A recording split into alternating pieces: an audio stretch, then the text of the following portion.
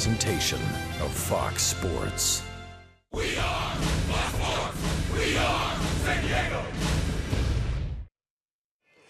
Fast speed or slow motion victory evokes baseball love. The Padres have celebrated back-to-back wins. Game 3 tonight, Padres and Pirates.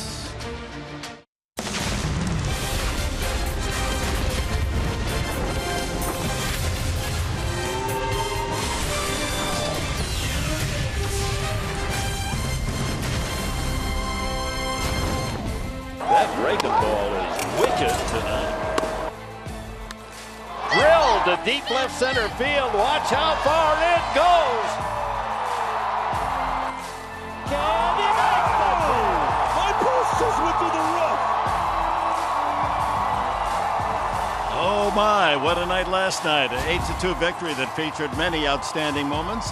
The Padres and Pirates wrap up this 3-game series here at beautiful Petco Park on a perfect baseball night. And good evening, everyone. With Mark Grant, Dick Enberg, a lot of elements to the win last night, and it's always exciting for the fans and for television to see great defensive plays. I love great combinations. We know the double play combination for a good ball club is very, very nice to see. How about the combination of pitching and defense? Last night, Dick, this was unbelievable. Matt Kemp, he's got the good arm in this series. Derek Norris also playing a part. This was overturned. He was safe. They ruled him out. Great play. And then Adam Rosales, you know what I love about him, Dick? He plays with such a passion like a little kid, and a nice scoop by Myers. But he goes all out, plays with reckless abandon, and every time he gets a start, he takes advantage of it. And Melvin Upton taking a home run away from the Pirates in the 9th inning last night. He also made another fine running catch toward the foul line. So defense prevailing, and the Padres with 2 wins over the Pirates and go for a rare sweep tonight. That would be nice because this Pittsburgh Pirate team is a darn good team. So pitching and defense, and no better feeling for a pitcher, folks, is when you have defense behind you that plays like that. Hopefully it carries over tonight. Well, Matt Kemp hit a home run last night, his 5th of the season. Well, we're going to talk about someone who knows a bit about hitting home runs.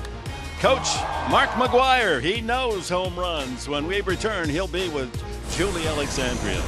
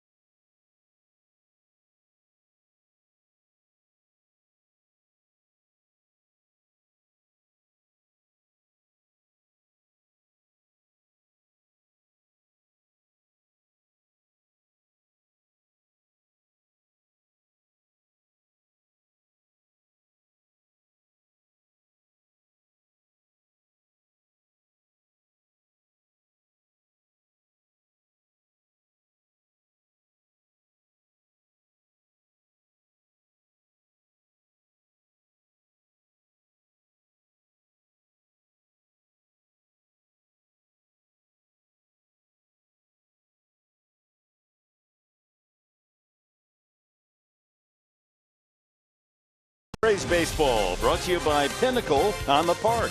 Make your new home here. Visit pinnacleonthepark.com for details. By Petco, your complete pet store. By your San Diego Buick and GMC dealers. And by Jerome's Furniture, where Jerry's price is the lowest price every day. Well, Matt Kemp and bench coach Mark McGwire have a relationship that dates back to when they were both in the Dodgers organization, and he works with all of the guys in the cages before the games. And yesterday, he saw something in Matt Kemp. Here's what he had to say about Matt's offensive explosion. I think everybody's different. That's the thing. You just pick everybody's brain. You get to know everybody as a hitter, and certain words mean certain things for different people. So with him yesterday, it was just pretty much just get in your rear end. Get in your rear end, use it. And God gave you a strong lower half, and when you're not using it, he meant to give you a strong lower half to hit bombs. So don't do it. Well, for Mark McGwire, it is obviously all about that base, and he tells me we are just seeing the beginning of what Matt Kemp can do. Coming up here from Petco, the Padres going for the sweep. Sweep them off the plank. Walk the plank, matey. Padres taking on the Pirates here at Petco.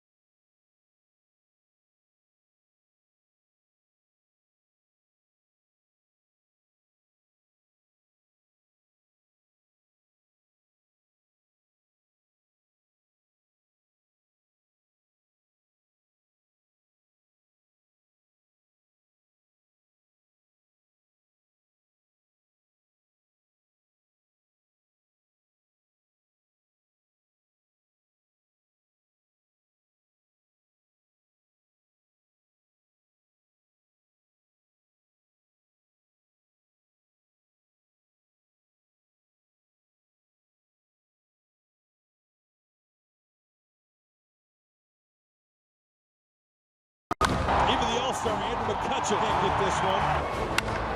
Did he go rooftop? Wow! Good for Andy Green. Get your money's worth. Back, and he makes the catch! My pulse just went through the roof. Right in the sweet spot. In time! Oh, my, what a play! It has been an exciting two-game series thus far, and James Shields and the Padres take the field with an aim for a sweep of these Pittsburgh Pirates. And Shields looking for his first victory of this new season. And here's the Pirates lineup that he'll be facing, brought to you by Hyundai. John Jaso will lead it off. He's got a 10-game hitting streak. Then it's Andrew McCutcheon, the all-star center fielder. David Freese hits third. Starling Marte, then Francisco Cervelli. Some 300 hitters in the middle of that lineup. Gregory Polanco in right field. Josh Harrison, who wears out Padre pitching, will bat seventh. Jordy Mercer's had a terrific series. He's 5 for 9 in the series, bats eighth. And Garrett Cole will be on the mound. And the scouting report for 34-year-old veteran right-hander making his 4th start, James Shields, brought to you by our friends at Anderson Plumbing, Heating, and Air. Hey, max effort guy, and one thing for sure, coaches, teammates know that he's going to leave it all out there, and he really did a nice job last time out. No decision, though. 7 solid innings, Professor. Only 2 earned runs. Kept him in the ballgame. Good enough to win, certainly. And this is his 4th start of the year. And the Padres defense behind Shields, brought to you by your San Diego County Ford dealers. Upton made 2 brilliant plays in the 9th inning last night. One to steal a home run away from the pinch hitter, Matt Joyce. Jay in center and Kemp in right. On the infield, Rosales and Ramirez. On the left side, Weeks and Myers at second and first. Christian Benacourt will be behind the plate tonight. And we're set to go. First pitch of the game is low. Clint Hurdle's Pirates start tonight at 7 and 8. They're trailing the Chicago Cubs by 4 games at the start of today's play. That's a strike. 1-1 at 92. Hey, the Padres got something going in the last 2 games. They've got some excitement going. It's just some great defense that's been documented. Keep that snowball rolling. And they brought the home run ball to the park as well. Line drive, base hit. Doesn't take Jay long to extend his hitting streak. A career high 11 straight games. Well, the on-base percentage for these Pittsburgh Pirates, .380, and John Jaso, Encino man, goes right up the center of the diamond. Takes that 2-seamer right above the cap. The open stance, the closed stance results in a grounder to the center fielder. Now James Shields has to work from the stretch. And that'll bring up Andrew McCutchen, who has been quiet in the series thus far. 1 for 7. It's 73 degrees at game time. A beautiful baseball night. It'll be a little tricky in right field. It's a 1 hour earlier start on this Thursday. So Matt Kemp and the right fielder for the Pirates, Polanco, are going to be staring into the setting sun for the first inning or 2. And there is a ball hit to Kemp in right. He's got a long run and makes it to the line for the out. So McCutchen 1 for 8 in the series. Hey, Matt Kemp doesn't catch that ball yesterday when he had the full salad of hair. I'd like to wish a happy haircut to Matt Kemp. Talked to him before the game. His mom is here, his grandmother is here, and his grandmother suggested, I'd like to see that beautiful head and face of yours. Can you please cut it? And the grandson obliges. So happy haircut, Matt Kemp. And there's Judy on the right, his grandmother. Nice.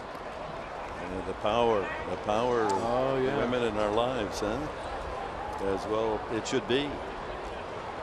David Freese enters the game tonight at 286, the third baseman. Infield looking for a double play chance. And the first pitch strike. Mentioned that on-base percentage for the Pirates, .380. That's first in all of Major League Baseball. 32 points higher than the second team, which is the Cardinals. And so they get on base. And they also have the best batting average as a team of any Major League ball club at .291. So they bring hitters to the ball yard.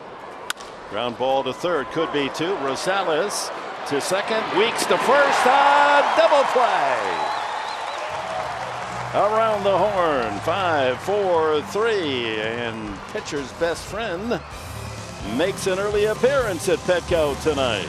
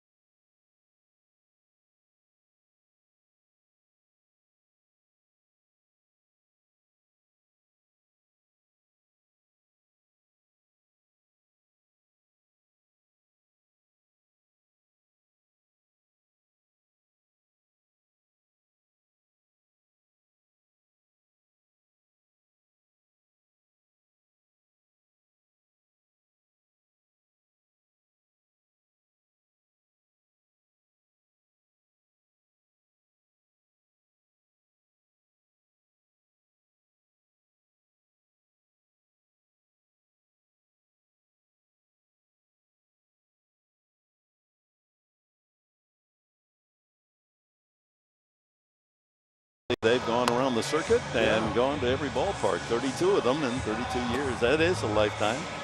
As we check the Toyota Padres lineup, John Jay, Will Myers, Matt Kemp, the first three. The middle of the order, Melvin Upton, Alexei Ramirez, and Christian Bethancourt, with Jemile Weeks, Adam Rosales, and James Shields at 7, 8, and 9.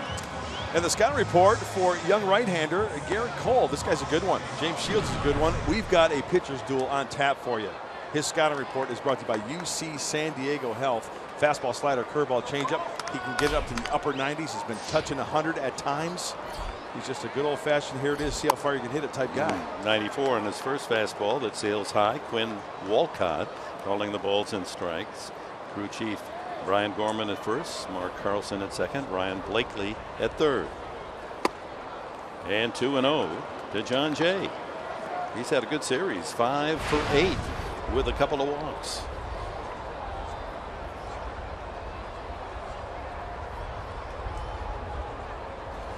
And a strike at 92.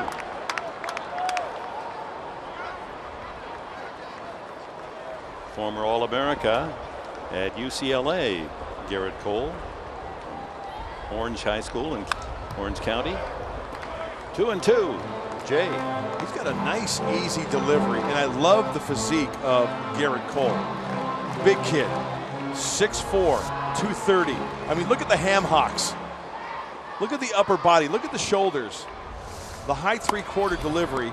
He will go up the ladder, and you know, it's almost like Andrew Cashner, Dick. Free and easy motion. There you see the 4-1-1 on the right-hander. Nice, easy delivery, bang, and the ball jumps up on him.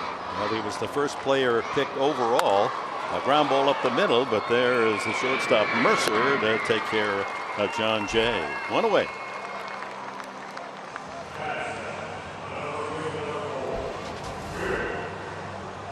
In the National League ranks last year, in wins, 19, just behind Jake Arrieta with 22. Home runs allowed, only 11. Fifth best ERA. Quality starts fifth. Walks and hits for innings pitched, barely at 1, barely over 1. He's an all-star. Yes, he is. Will Myers takes a breaking ball. First one offered by Cole, who was selected by the Pirates as the very first player in the 2011 draft.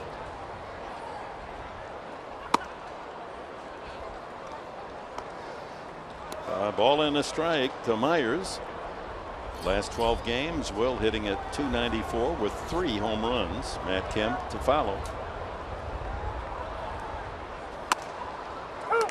Pours that one in at 94. Double digits in wins, 13, 14, and 15 for Garrett Cole. So that's consistency there. He's only 25. And it's 2-2. Drew Pomerantz, what an effort last night. Did not allow an earned run. A season high for a Padre pitcher, 10 strikeouts. That was a personal high as well for the left-hander. Tell you what, he had the Captain Hook working last night against these Pirates, didn't he? He was downright filthy nasty last night with that hook. Maybe as good a curveball as any left-hander in the National League. Full count now to Myers. High fly ball, shallow center. McCutchen eases his way under it. 2 gone.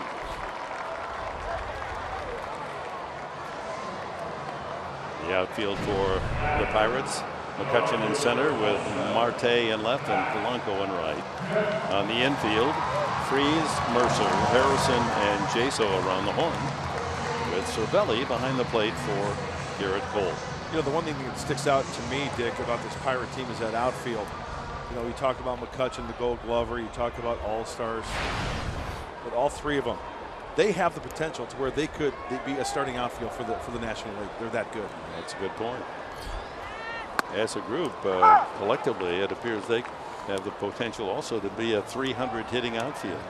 Of course, you've got to compete with Bryce Harper in that outfield, what he does as well, but these 3 are good. Quickly ahead of Kemp, 0-2.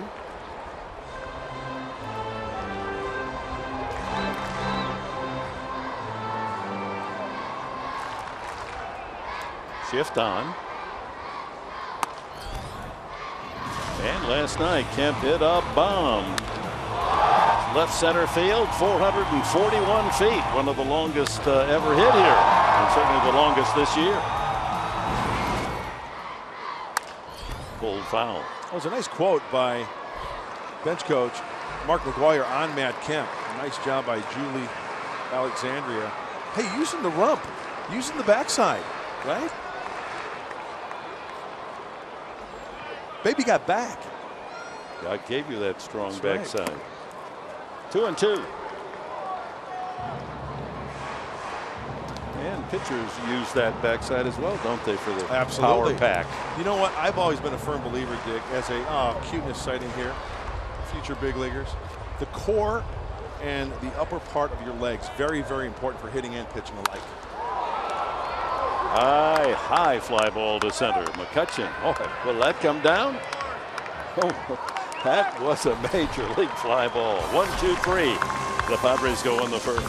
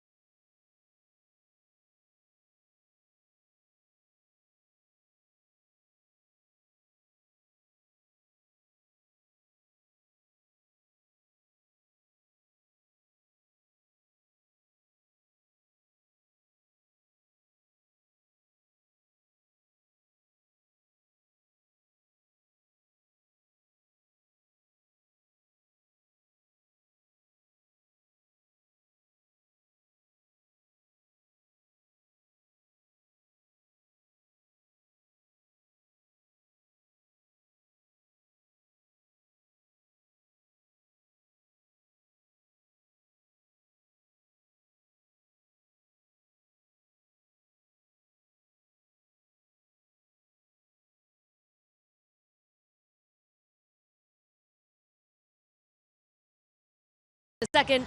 Well, unfortunately, yet another injury update for you guys. When it comes to left-handed starter Robbie Erlin, he has been placed on the 15-day disabled list with a left elbow strain. So the Padres have called up from AAA El Paso right-handed pitcher Leonel Campos, actually. And also, we will get an update, hopefully by the end of the game, on Tyson Ross's MRI coming at you. Keep your eyes on this one, Julie. It's right near you. And just out of the reach of Will Myers. I thought you were going to charge that one. That was in your zone. Come on now. I could have caught that, you guys. I could have caught that. Bring your glove. So Campos replaces Erlin in the pitching figure. Actually, Myers overreached there. Hit him up on the wrist. But he was looking at Julie and he got distracted. So a second life for Starling Marte. Yeah, in a situation like that, and I'll bet you that Will Myers will be the first guy to say, you know what, I should have had that ball. And hopefully now James Shields can throw maybe one or two more pitches to get an out here in the second inning. Marte, a .322 average, a couple of home runs. And to right field. Long run, Kemp. And he reaches out and makes the grab. See, with the longer hair and the heavier hair, he might have been too slow to get there. And that helped his speed. Too much drag. Very aerodynamic now. Now, I don't know what kind of jump Matt got on that ball initially, but he makes it up and uses that glove. Use the webbing of that glove. Ball off the bat. Nicely done. And the shadows have now grown. There's just a little patch of sunlight in the deep right-hand corner, but that'll be a relief for Kemp and Polanco. And also that ball, Dick, is obviously going to slice towards the line off the right-handed bat. So, you know, if you're an outfielder, you got to pick him up and put him down a little bit more quickly. Francisco Cervelli, the catcher, takes ball one. He's hit safely or reached safely in 12 of the last 13 games and hitting .333 on the season. Tough out.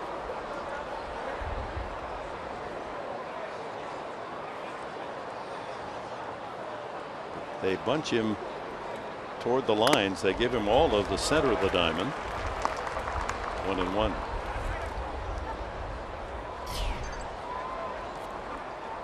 Beautiful, beautiful night for baseball in our city. Hope you're making plans for the weekend. The St. Louis Cardinals here tomorrow night, Saturday night, and Military Sunday.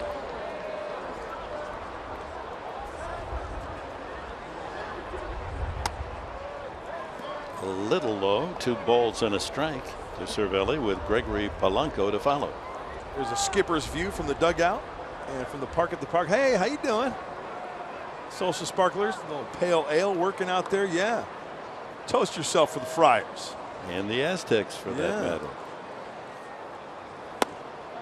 Good pitch. At the knees, 2-2. One thing I'd like to keep an eye on tonight, not only James Shields and his location of all of his pitches, but Christian Bethancourt behind the plate. Let's see how the catcher handles James Shields. Frames some pitches. Big target to throw to. I like him behind the plate. I like his setup. I like his arm as well. Big target, isn't it? Mm-hmm. Even in the crouch, he's almost as tall as the hitter. Yeah. Pulled foul past third. With Robbie Erlin placed on the disabled list for 15. And there is Robbie on the right. They have not announced as yet, the Padres, who will be the starting pitcher on Saturday against the Cardinals. That was slotted for Erlin. You know, when you look at the candidates, the first guy that comes to mind is Carlos Villanueva. That ball hit well to left field, and that chases up and back, and he makes the catch. Oh my, I thought that was going to clear and go right to the wall, and Shields must have felt the same. The long arm of the Upton Law takes away another extra base hit. Hey, pitching staff, pound the zone and let your defense work for you. Last second extension. Melvin Upton Jr. doing the FTD florist man, delivering the bouquet. Squeezing it for the out. You go, Melvin. And James Shields, a tip of the cap, my friend. Couple of good plays made by the corner outfielders here in the second inning. So Marte and Cervelli with potential hits, and Kemp and Upton there with the glove. Polanco batting .292.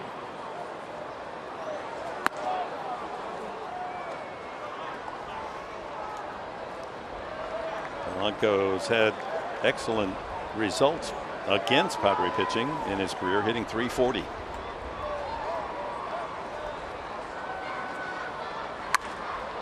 Line drive, hooking foul. Let's take a look at the keys to the game tonight, brought to you by your San Diego Honda dealers. Well, the Padres on the verge of possibly sweeping these buccos. Swab the deck, mateys. Sweep them, swab it for Andy Green and the Padre 9. And hey, defend the SS Fryer. You see where I'm going there, Dick? Yeah, right. We're at sea again, huh? Defend your ship, defend your zone. Hey, great defense this series. You're nasty with the nautical. Full speed ahead. Maybe. Hit well to right. Can Kemp get back? No, that's going to rattle the boards on one hop.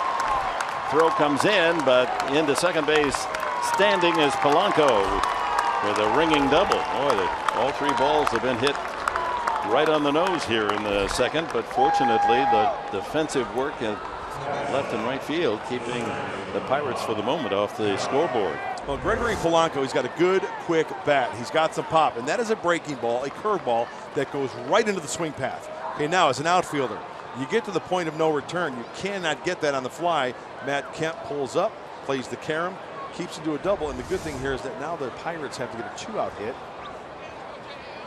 See if James Shields can make an adjustment on that breaking ball to Josh Harrison. Polanco continues his healthy hitting against Padre pitching, and here's Harrison.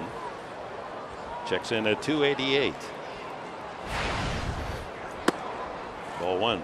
Last night, the Pirates, with runners in scoring position, came up short, 1 for 9, and they're 5 for 24 in the series. That boils down to good quality pitching, doesn't it, Dick? Crunch time, making good pitches.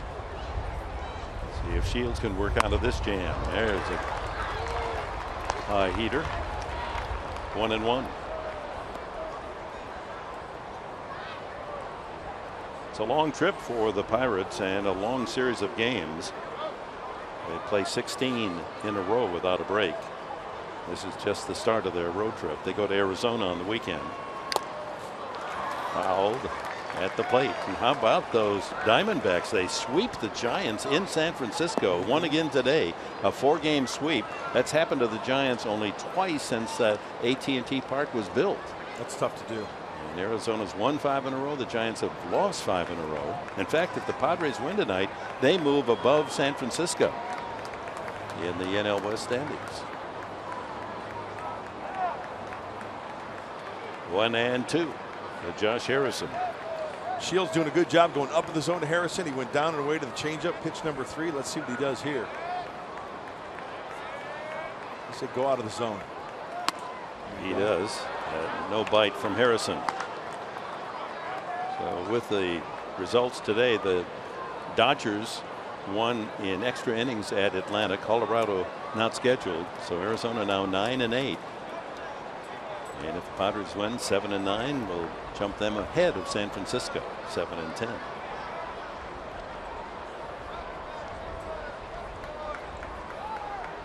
Runner at second, 2 outs, 2-2. And that one slapped foul. Got a quick bat, doesn't he, Harrison? He does. And you know what stood out to me that last pitch?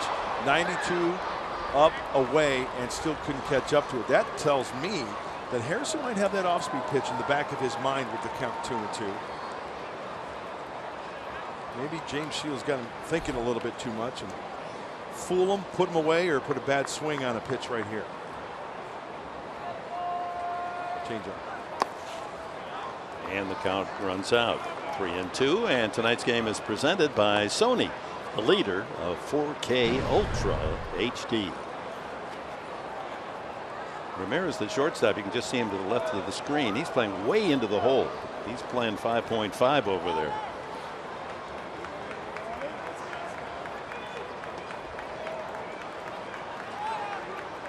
Full count.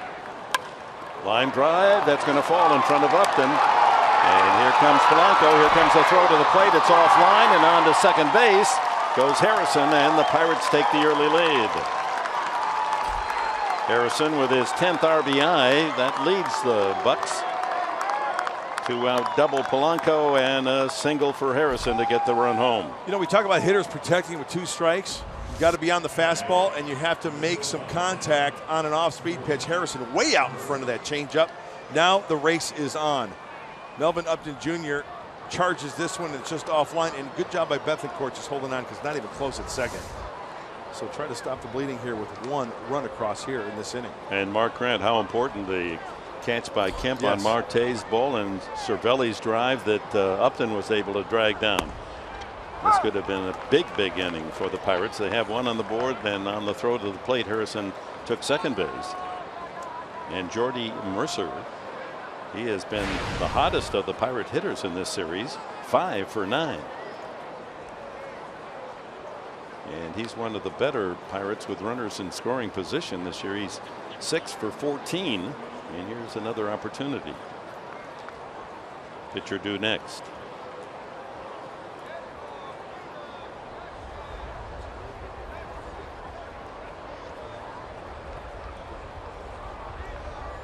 Well, Professor, you know how we always talk about magic numbers and scoring runs. And this early part of the season, it seems like the magic number for the Padres is 3 runs. Well, that's for certain. They've won each of its 6 games this season, in which they've scored 3 runs or more. And the reverse of that, they're 0-9 when they score less than 4. There's a great one right there, number 51, Trevor Hoffman. I wonder if that mural's near the relief station. Oh, it might be, huh? Yeah, I think it's right around the corner there. 1 strike the count on Jordy Mercer. Harrison off second.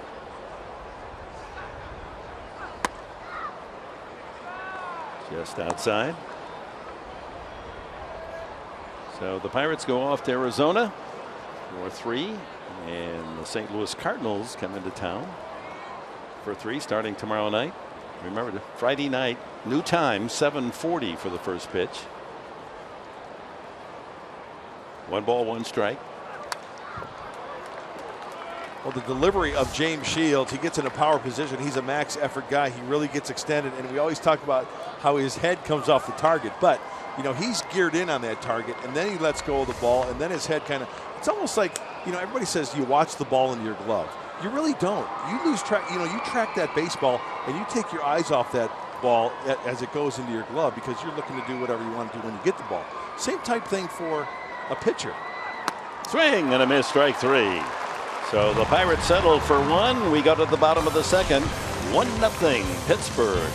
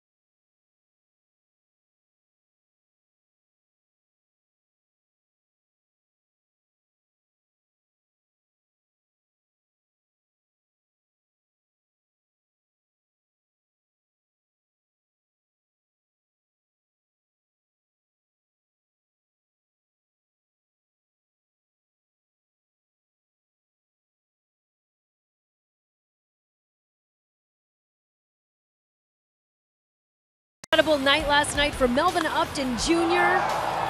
Just all those defensive skills put on display as he goes back, and catches what would have been a home run by Matt Joyce. And upon coming back into the clubhouse postgame at Melvin Upton's locker, there was posted a spray-painted gold glove. No idea who put it there, but he promptly took it down and put it away. That's good. Yeah, the clubhouse pranks, that's part of camaraderie, huh? Absolutely. Here is Melvin Upton to lead off the Padres second, trailing 1-0. He's been much more selective the last week or so. He's walked a lot. Of course, he had the game winner over the weekend in 14 innings. Ooh, big breaking ball, 1-1.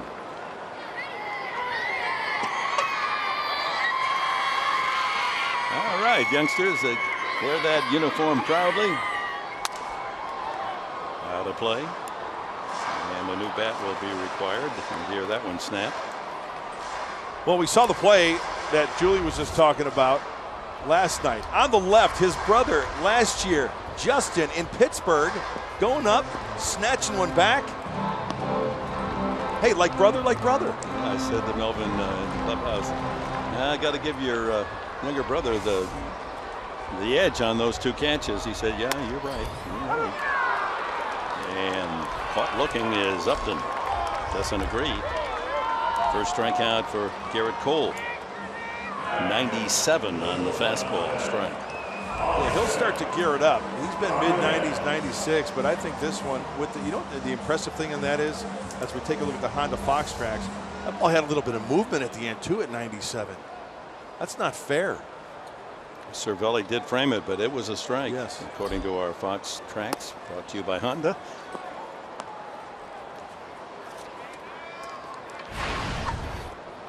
Alexei Ramirez at 241 here in April. Chops it to the right side. Harrison there with an easy hop, and there's 2 gone.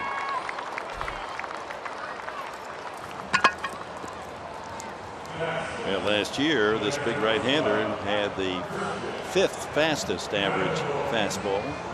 Syndergaard of the Mets at 97.1. Yeah, now, Dick, you make a good point. That's the average. Okay, he can add and subtract from that. He's been clocked at 100 at times. He's not going to do that every time, because when you take a little bit off, it creates a little bit of movement. It's almost like having 2 or 3 pitches. That's pitches with a P. 95 on that one. Yeah.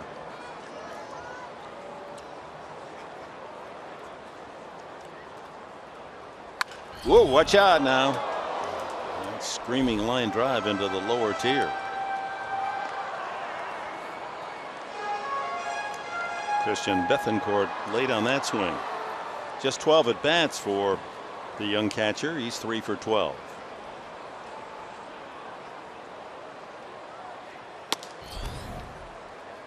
Movement on that. Yes. 96. Yep. Try hitting 97 with movement away on the outside corner, knee high. Buena suerte. In the dirt with a breaking ball. 2-2. Probably by design. That's one other thing that Garrett Cole can do is locate the breaking ball when needed out of the zone. Kind of like James Shields. He can locate that changeup out of the zone when he's ahead, as Jamal Weeks waits on deck.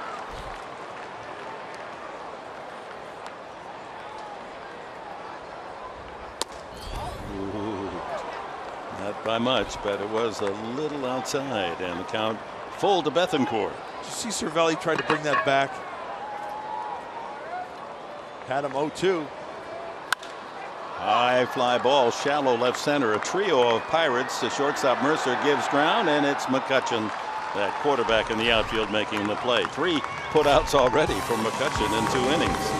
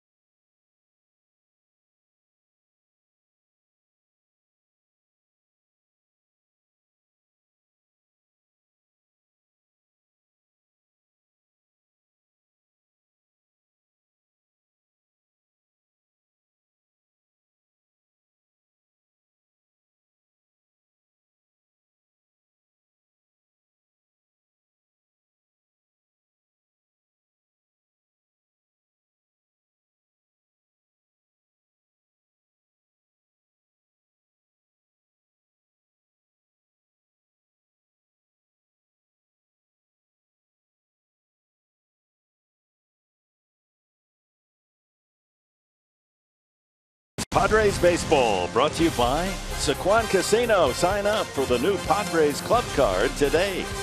By T-Mobile. Get major league coverage. T-Mobile has doubled its 4G LTE in the last year. And by Mercury Insurance. We're on a mission to save you money. Log on to mercuryinsurance.com today. To the top of the third, the Pirates leading 1-0, and the pitcher Garrett Cole, who's 1 for 4 so far this year, is the hitter. He's a 171 lifetime average. He's hit a home run. He'll run into one now and then.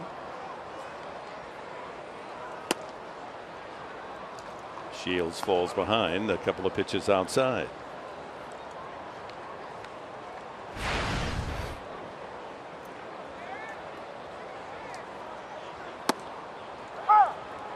'89 lays in the strike. Andrew Kastner there with Jan Solarte. Solarte continues to improve. That hamstring that has shelved him. He's on the 15-day DL. Kastner tomorrow night to open the series against the Cardinals.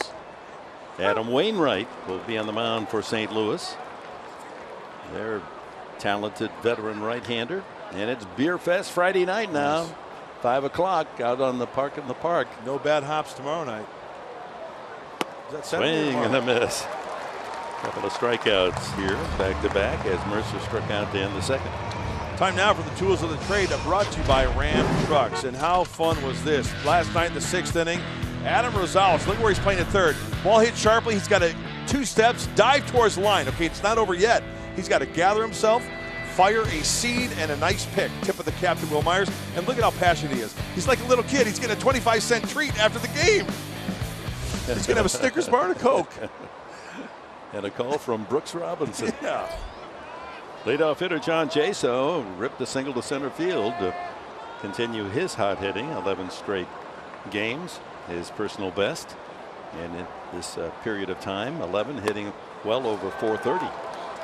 And if there's anybody who should know James Shields very well, probably the best in Pittsburgh, it's John Jaso. He caught him in Tampa. He was his battery mate there, 2008, 2010, and 11. Yeah, Jaso better known as a catcher, but with Cervelli, Jaso taking over that first base position. Yeah, he was behind the dish and calling the shots for James Shields with the Rays.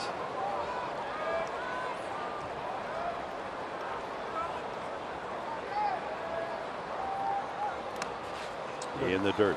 Dick, you made reference to it in game 1 of the series, the stance of John Jaso. I mean, he's got both feet on that back line when he starts. Look at, but when he has that pitcher in that position to where he's about to throw the baseball, he squares up just like any hitter in a good power position. Front foot is down and the hands are back right there. Sails that one off to the left side. Every hitter has their own little timing mechanism, comfort zone to where they get in. But I've never seen anyone that exaggerated. I never have either. I haven't. You're absolutely right. He's almost halfway out of the batter's box with both feet. Outside, 2-2. That's the setup. Okay, now the pitch is coming. Watch the front foot. Square towards the pitcher, hands are back.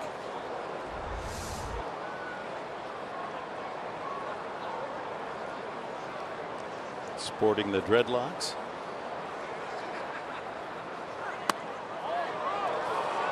Not quite on the edge.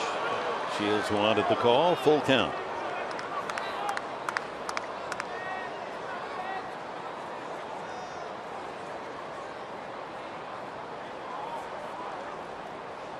Jaso, born in Chula Vista 33 years ago, 32 actually.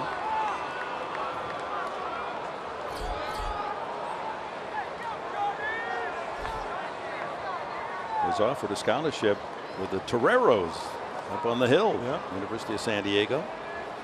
Elected to go professionally. Sends that one to left field. Upton spots it and squeezes the second out. Follow the Padres baseball live with MLB.com @bat app. It's awesome. Stay up to the moment at any moment with game day, live game video highlights, StatCast news, and much, much more. Download MLB.com @bat, the #1 app for live baseball on your phone and tablet. Sometimes you wish you had a microphone on the mound because Jaso, as he saw the ball caught by Upton and retreated back toward the dugout, ran right in front of the mound and turned to Shields and offered some remark. He'd like to know just what kind of banner was going on there. Two-way, bases empty to Andrew McCutchen. Fly to right field his first time up.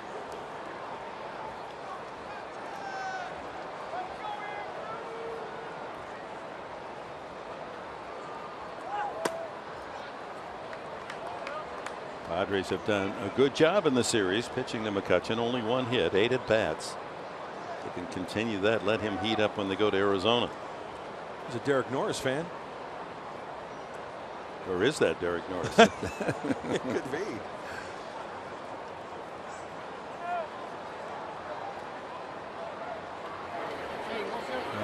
Tacos, nice.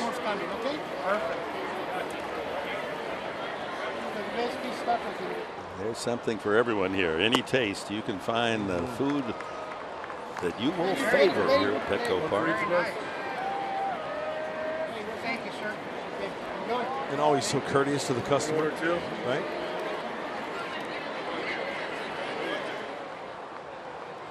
Three and 0 to McCutchen.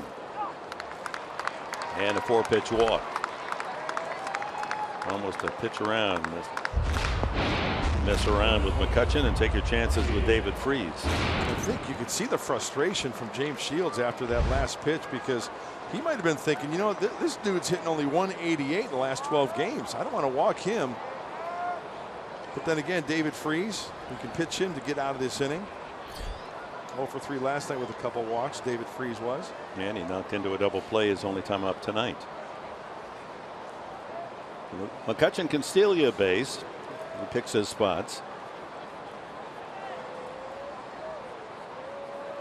Respecting the good move by Shields, and that went outside, ball 1. Well, after an easy first inning, James Shields needed only 6 pitches to get out of the first. And now that count is climbing, 46 with 2 outs in the third.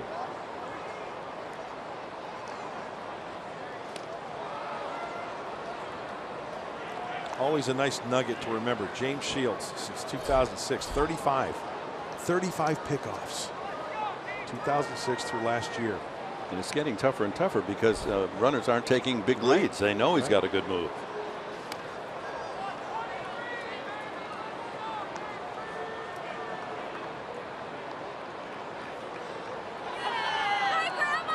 Future Padre, 2000. Okay, I get it. An aunt to a future Padre. All right. Well, that took some forward thinking to get those T-shirts. Got to be careful of the arrows now. And that's 6 straight out of the strike zone from Shields. And not missing. Looked like a cut fastball away.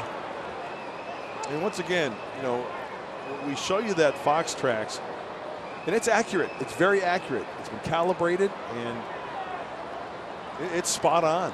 It does a good job to indicate where those pitches are. McCutchen with his lead. 7 straight out of the zone. Walked McCutchen on 4 pitches and now falls behind Freese 3-0. 2 outs. Pittsburgh with a 1-0 lead. He's thrown only 1 strike in the last 10 deliveries, Shields.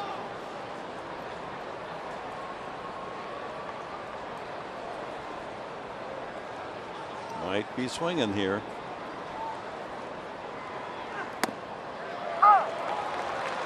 Little cutter, made sure he threw a strike. 3-1.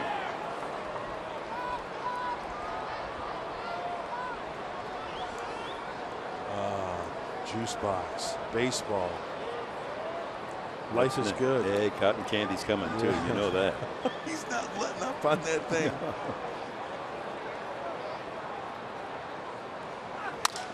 Broken bat roller to third. Rosales has go the long way and gets Freese by half stride. Middle of the third at Petco, and Pirates lead 1-0.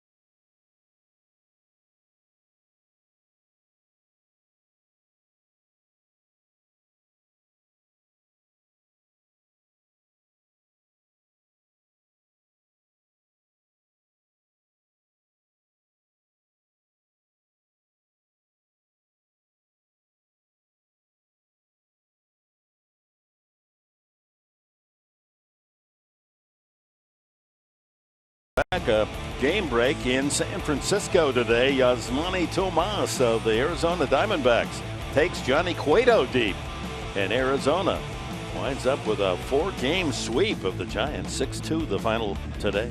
Yeah, keep an eye on Johnny Cueto. I think he's going to have a big year. Just a gut feeling. Remember, he pitched in Cincinnati all those years where the ball flies. Right. San Francisco, more of a fair ballpark. So stay tuned to that one. Bottom 3 in the order for the Padres in the bottom of the 3rd. Weeks, Rosales, and Shields against Garrett Cole, and he sends in a strike to Weeks, who joined the ball club from El Paso yesterday, went 1 for 3. There are his numbers with the Chihuahuas in 10 games.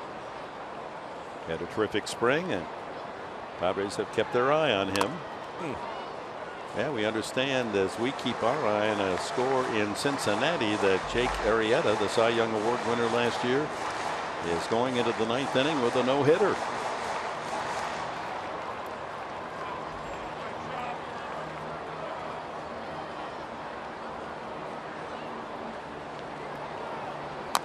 Fouled away. Weeks was a top draft pick by the Oakland A's in 2008. He was the 12th player overall selected. Had a terrific year in 2011 in Oakland when he hit .303. Padres hoping that he'll be able to brush off a couple of less productive years and get back to the hitter that he was in the American League. And he takes strike 3 at 95. That's the second strikeout for Garrett Cole. And you know what? I have to tell you, that is paint at 95, right on the outside corner. The edge of the baseball, catching the corner, and look at Cervelli. I mean, like a statue, just sticking that one. No movement from the glove. It's a good pitch.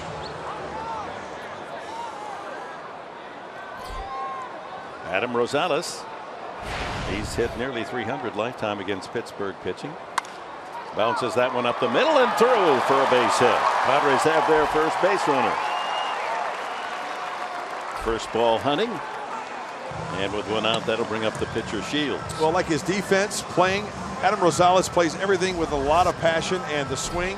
Yeah, you know, he's got a violent swing, I would say. He doesn't feel for the baseball.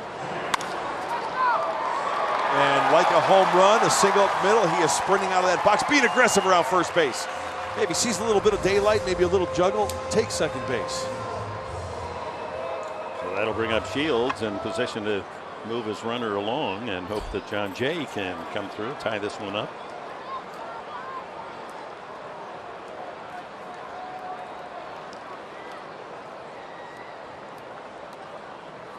Ooh, didn't square there.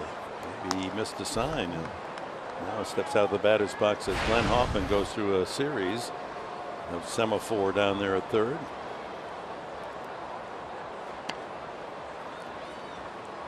Maybe they're going to let him swing. Yes, they are. 1-1. Interesting. And looks like Glenn Hoffman's. Here comes that. Something's being amiss here. And it figures he's up there to move the runner along.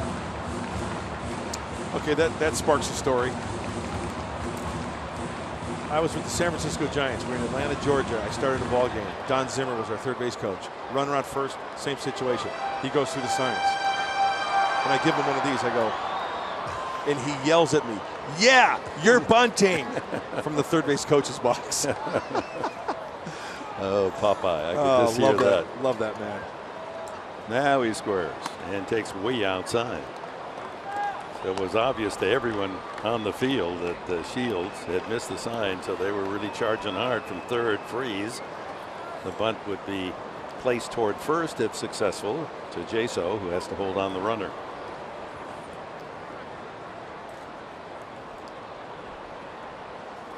And it's a beautiful bunt.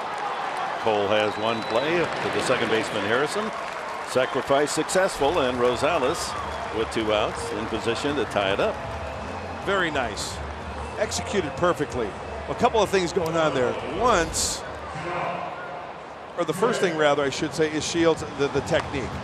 Watch the barrel of the bat, top of the baseball. Does he poke at it? Sure he does, a little bit, but he successfully gets that ball down by hitting the top half of the baseball. Now, see the trajectory of the ball. As a base runner, you've got that secondary lead. You can pick that ball up off the bat. As soon as that ball starts to go down, Rosales is off to second base.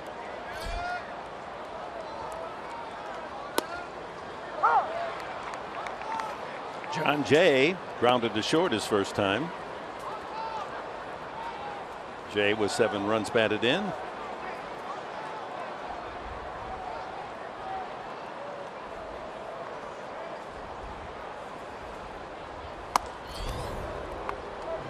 One and one.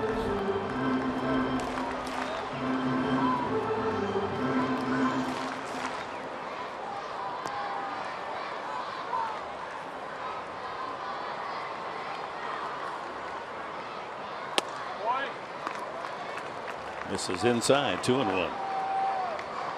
Rosales with 2 outs, ready to roll from second. Will Myers would be next.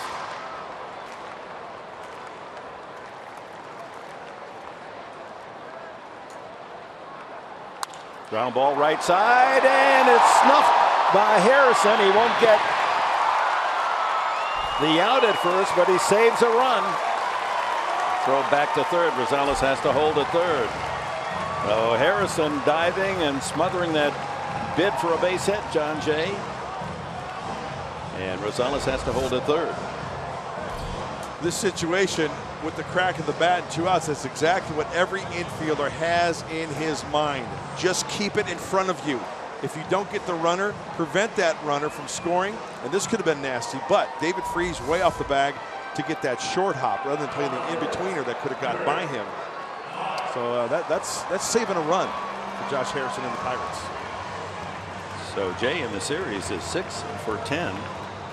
Of course, came here from St. Louis, and we'll see the man for whom he was traded, and that's Jed Jerko, will be back in town tomorrow night. Will Myers flying to center his first time. First and third, 2 outs. Ooh, that had plenty on it.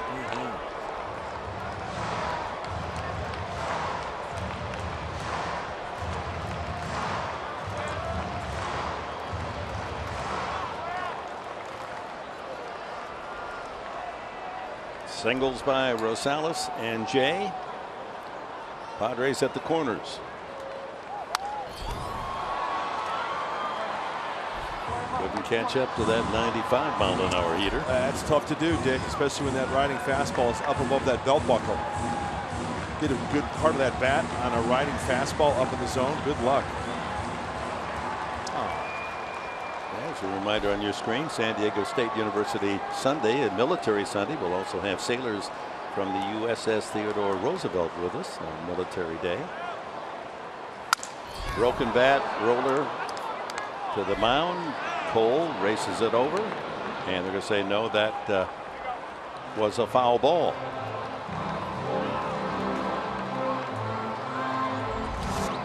See where that ball struck Myers.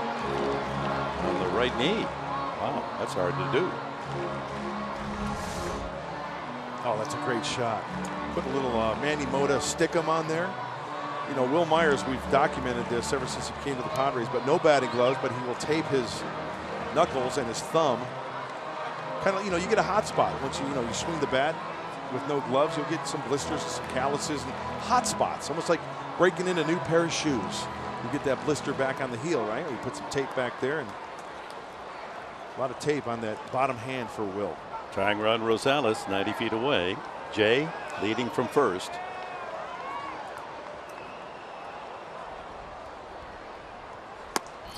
Strike 3 call.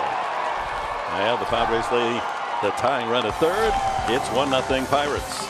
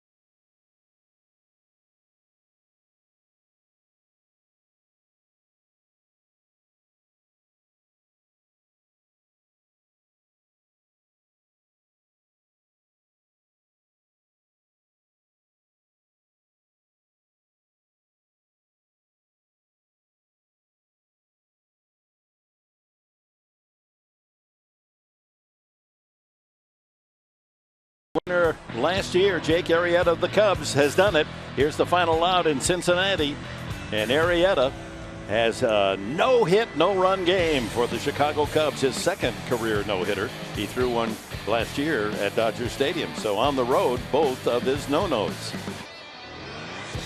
What's that fan doing in the middle of the celebration?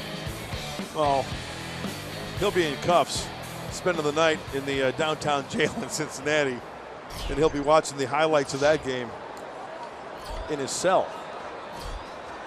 We go to the top of the fourth inning, 1-0 here. The Pirates in front with Marte, Cervelli, and Polanco, the middle three in the order, against James Shields.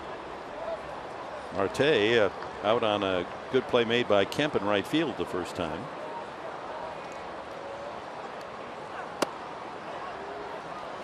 Just off the plate. 2-0.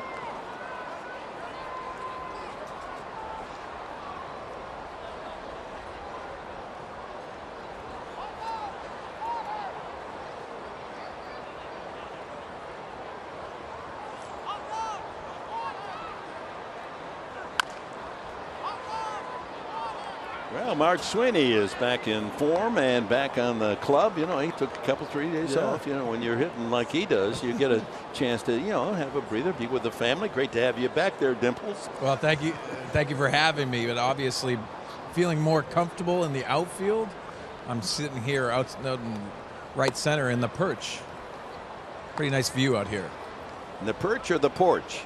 The perch. I am sitting here, 2 seats. It's gorgeous, right in the right center area. What's the atmosphere out there like, Mark? Whoops, we're losing your microphone there. We'll try to correct that. It is a shattered bat. Ground ball to Ramirez. The quick throw is not in time. Marte, good speed, legs it out.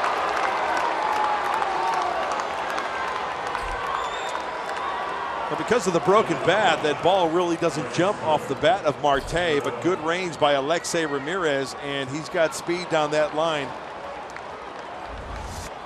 So here's contact. Okay, shattered bat, right, not off the sweet spot. So ball's going to take a little extra time to get out to shortstop, but Alexei plays it nicely. The spin towards his glove hand side and beats it out. Had to be a distraction, the fractured bat that flipped toward the shortstop position. 4th hit for the Pirates tonight. Leadoff man aboard for Cervelli. He was robbed of a hit by Upton with a running catch leaping in left field back in the 2nd inning. Not happy with the call, Cervelli. He can't argue too much. He can only say, I hope you're going to give that one to my pitcher on the border.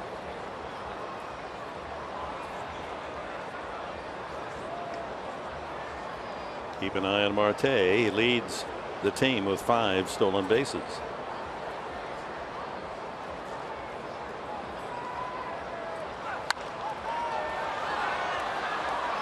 Two strikes on Cervelli.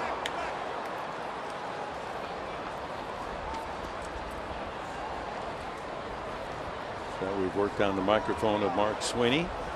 I'm back in action, guys. Ah, right. That's good news. So we're leaving you at the point where you were identifying your specific location. Well, this is called the Perch, which is a beautiful area, and San Diego Beach is right behind me. That's the atmosphere here, and what a great view. This was a beach area before. They have transitioned into this. Marte goes, ground ball to third, only one play, and it's across the diamond for the out. 1 away. And you think about it, guys, just the difference here, you put you right into the outfield. You feel like you can reach out and touch John Jay, the center fielder, Matt Kemp out in right field.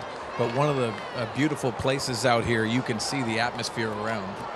Spectacular. So many different things to enjoy yourself. It's a casual atmosphere out here, but definitely has that in-game feel that's really important. In case you fans are wondering, there still is the sandbox out there. They didn't totally eliminate that. So, Mark, what are the choices? It looks like people can enjoy some libations and food also. Is that what the choices they have out there? So many choices. You see a food bar. There's tacos that are out here. You know I love tacos. Dick, do you know where I can find a good one? Well, I think if you hunt around there, somebody would be kind enough to get you a fish taco. With hot sauce. Oh, absolutely. So runner at second and a ground ball pulled to the right side. Weeks able to skid after it. Throws a little offline, but Myers with that long reach able to maintain contact for the second out. Marte moving over to third, and the batter will be Josh Harrison. We know the range of Jamal Weeks. We saw him go to his right in this series and now to his left. He squares up his body nicely in the old flip throw. And you know what? The footwork. Will Myers, that throw is on the foul side of first base, so he's got to do a little dance. Extend the other way and drag his foot on the bag nicely for the putout. That's a good point, Mark. You see Will Myers, and especially coming from that angle, you're going to have to quicken your feet, and that footwork is going to start timing up much easier, and he looks very comfortable over there at first. Here's Josh Harrison. He continued his hot hitting against Padre pitching with a line drive RBI single in the second, counting for the Pittsburgh run tonight. So I'm curious about that San Diego area now. Do the ticket prices there include the food? Is the food complimentary? You know what, Dick? We're going to have Wayne Partello on. That's the senior vice president and also chief marketing officer. Oh, he loops that one to right, and that's going to fall for a base hit. And Harrison has driven in both runs. It's 2-0, and both base hits were almost one-handed. He was fooled on the pitch, had enough left to just swipe at it and parachute a base hit into right field, and a 2-0 lead. The body may be out of whack, the bat kind of trailing, dragging just a little bit, but even the sound of this one. Look at how out of whack that swing is. Hand actually comes off the bat. It's got that sound, that dull sound, and what do you know? It results in a base hit and a run for Pittsburgh. That's the wedge shot, and he hit the green, and scoring from third is Marte. Jordy Mercer struck out his first time. That's in there, right on the corner. You know, guys, out here in the outfield, you get that sense of what's going on. You watch John Jay. We talked about him being the captain in the outfield. Well, with 2 outs and a guy on first base, you tend to, as an outfielder, play a little farther back, and he gave the signal to both corner outfielders. Protect against that extra base hit that would score a runner from first. 1-1.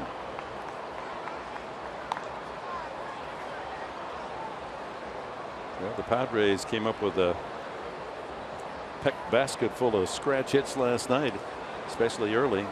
They found the holes and an 8-2 win, and Mr. Josh Harrison has just been able to use a nice easy one-handed swing, fooled on the pitch, but dump a couple of singles into the outfield, and a 2-0 advantage.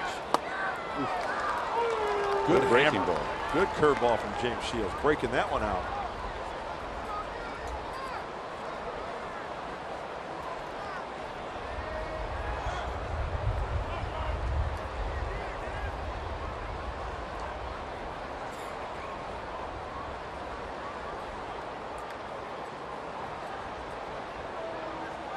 One and two. Late swing foul. You know, guys, we talked about the scenario of moving back as an outfielder, especially with a guy on first base, 2 outs with 2 strikes. They will tend to move in just a little bit, even maybe slightly over, but that goes all the way to the shifts and where they're going to play a particular hitter. Figuring that a hitter like Mercer isn't going to take the big rip at it, would hit the ball as deep. And if Shields pitches him away, he's got a hole on that right side that he can just punch something that way. Big break by Harrison, and he has second base stolen. So he moves himself into scoring position. Picked a good pitch to run on as well. Big breaking ball in the dirt. Just the luck of the draw. His 4th steal of the season. That breaks a tie with the Padres. The Padres and Pirates in Cincinnati all tied for most stolen bases so far this year. 11 team steals. Now you got the first base open. You got the pitcher on deck. He did strike him out the first time in the second inning. See if Shields tries to make him chase something off the plate. Maybe a changeup or a fastball away.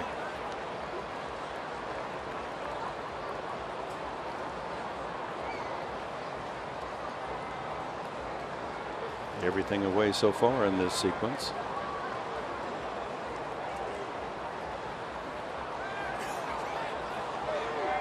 Shields likes to call his game more than any Padre pitcher.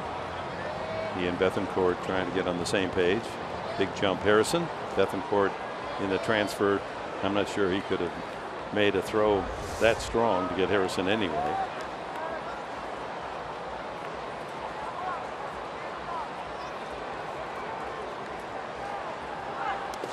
There it is in the dirt, and Harrison will take third.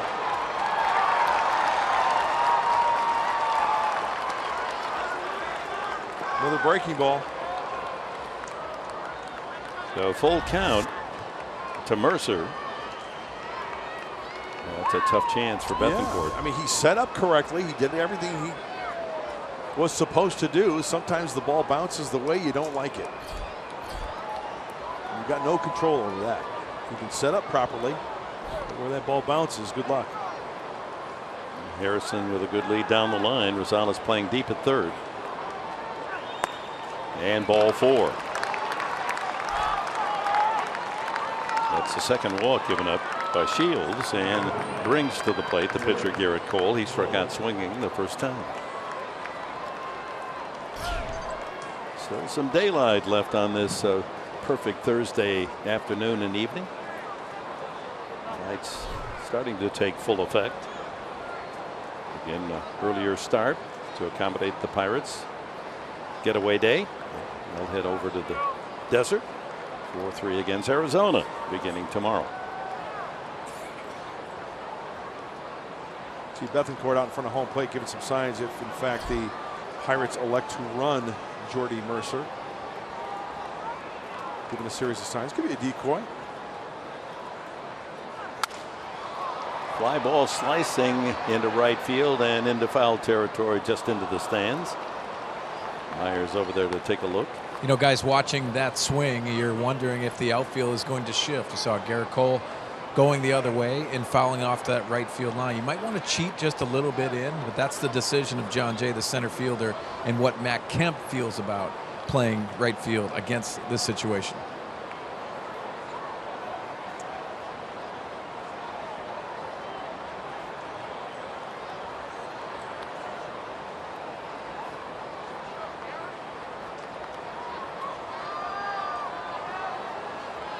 First and third, 2 outs, a run home here in the fourth. A 2-0 Pittsburgh lead. Breaking ball, a good one. That had Cole backing away. Always communicating out there, right? Mark Sweeney, the center field. You got to be yelling, got to be on your toes. And like you said, the count dictates what happens as far as positioning. It does, and you're always relying on your center fielder. It's the in-between pitches that you have to be aware of.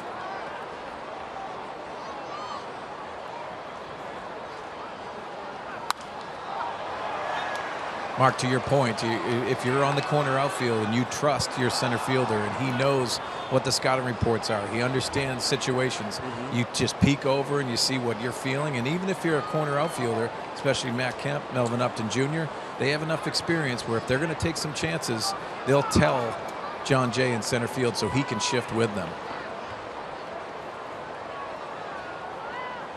Runner goes in the dirt. Here comes the runner to the plate. Shields late covering, 3-0.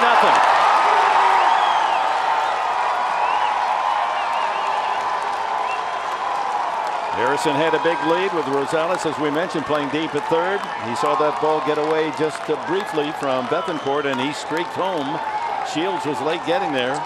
3-0. That is why the secondary lead at third base is so important. Ball in the dirt. See, a runner can see that, the trajectory of the ball going in. Bethancourt has got to go to his left, get that ball, either feed it or take it himself. By that time, it's too late. He slides in fair territory. Now the part that really hurts, sure the run hurts, but you had an 0-2, now 1-2. That's good base running right there. A couple of wild pitches here in the frame. Mercer winds up at second base. A couple of runs now for the Bucks here in the fourth for a 3-0 advantage.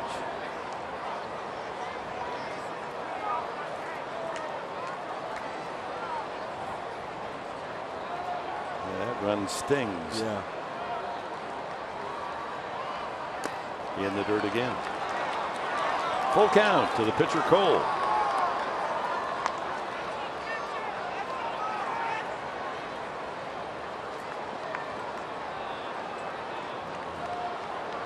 Harrison having a good night. A couple of RBI singles and scores a third run on that wild pitch.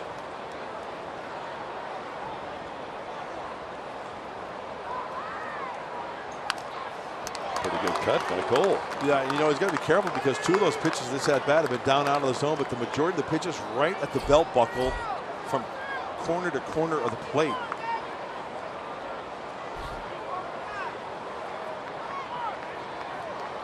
That's what I'm talking about. Look at those pitches right there, Dick. Those even pitchers are liable to hurt you. Yeah. You lay it in there. You know, the one away, you just get that bad head out in front on the outside part of the corner and spank it to right. And he strikes him out. With the damage done, a couple of runs for Pittsburgh. We go to the bottom of the fourth, 3-0 for the visitors.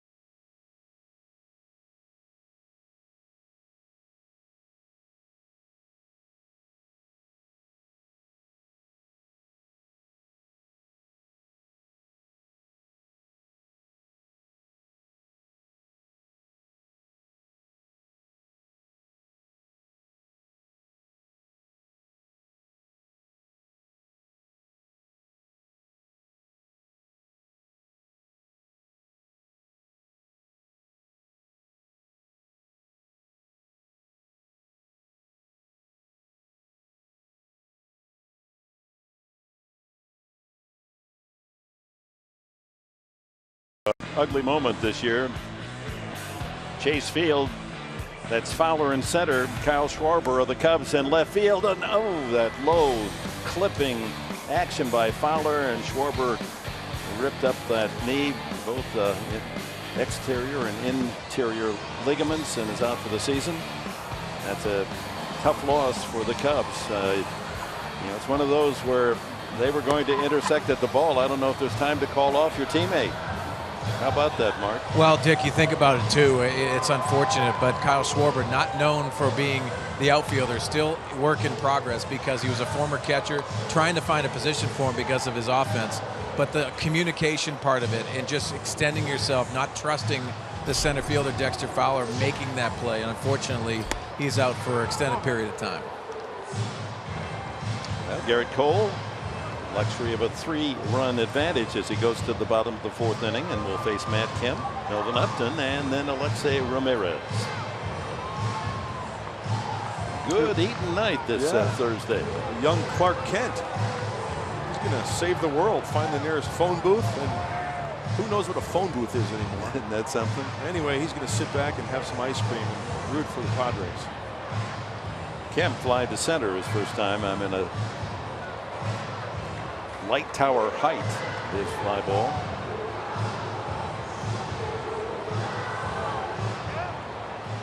Two for 10 in the series, including a home run. Well, the earlier start, just after 6 o'clock, allowing some of the youngsters to come out with mom and dad. Ball one.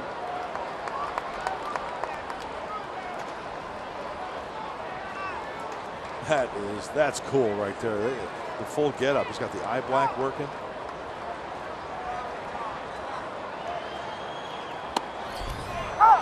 Paint at the knees. A ball and a strike to Kemp. Padres a couple of hits in the last inning, Rosales and John Jay, but Jay's ball headed for right field. Knocked down by Harrison, kept the runner at third. So Harrison has just figured into just about every big play tonight. He's taken a run away with his defense, and he's knocked in 2 and scored the 3rd on offense. With the wood and the leather, and you see the breakdown for Garrett Cole. Half-century mark, good ratio for the right-hander.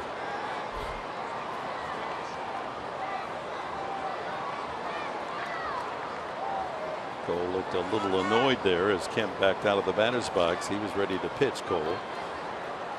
1-2 the count.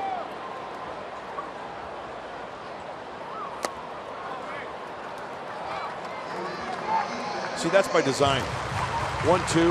He has that ability to flip that breaking ball down and away, out of the hand. Looks like it's going to catch the corner, but then a nice pick by the catcher, Cervelli. Coordinated couple. Left center field, but doesn't have much distance, and over to gather it is Marte for the first out. Didn't quite get the sweet spot. Melvin Upton steps up. And since he arrived here mid-season a year ago, Melvin Upton certainly improving upon his numbers, at least those 2 or 3 years prior.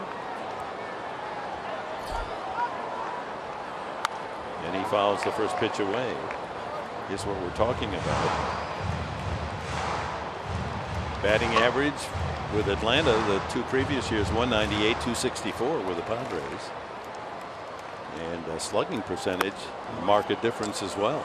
Yeah, the one thing I've noticed is that Melvin Upton Jr. is staying within the strike zone. And Mark Sweeney, I know you being the hitting guru. I mean, what do you see in Melvin Upton Jr.? Well, far from guru, but thank you very much. But you look at Melvin Upton Jr., and it's a simple adjustment.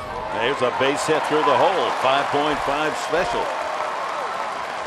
Guys, so many times you look at minor adjustments and they already have the ability, they already have the talent. Melvin Upton Jr. has proved that, but you watch the adjustment getting his foot down early. Against Garrett Cole, the challenges are the velocity on the fastball. He gets down early, he drives that, and you can see on our Phantom Cam, very nice swing by Melvin Upton Jr., but simplifying his approach and looking very comfortable at the dish. You know, one other thing I've noticed is the pitch prior to that, it was a breaking ball down and away, and he just spit on it. He just watched it go by. Didn't even have the chance to look at like it was offering at that pitch. And that tells you a lot as well, seeing the ball out of the pitcher's hands quite well. So many times you hear philosophies of hitting coaches. Well, Merv Repman had an impact on my career, and that was one of his favorite phrases, get your foot down early, get your foot down early. And what he means is that when you get your foot down early, you start, you limit your movement, but you also visually see the ball and track the ball well. Runner goes and no throw, and a steal for Upton. His 5th of the year. Among the leaders in the National League.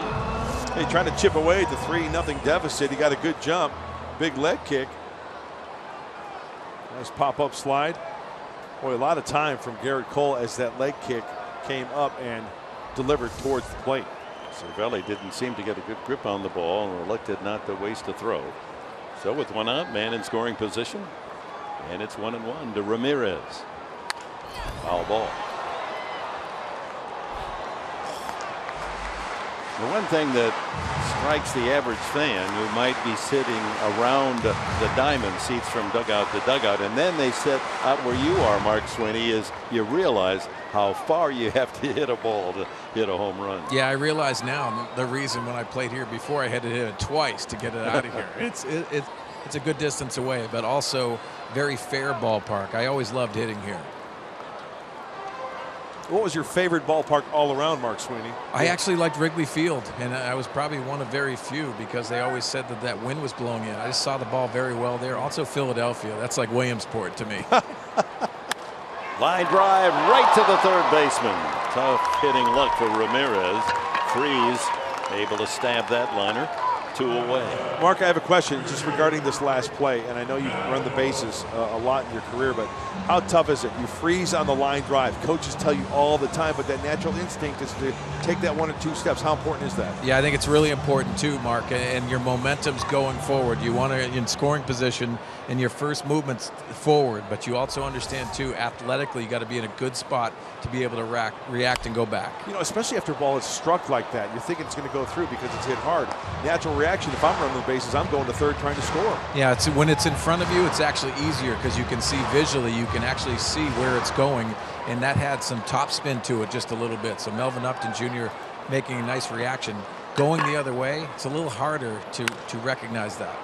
Well, pulled foul as Bethancourt trying to pick up Upton with 2 outs and get the Padres on the board. They trail 3-0 here in the 4th.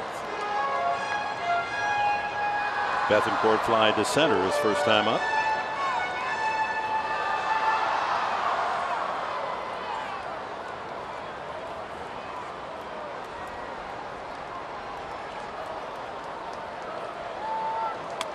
Way outside.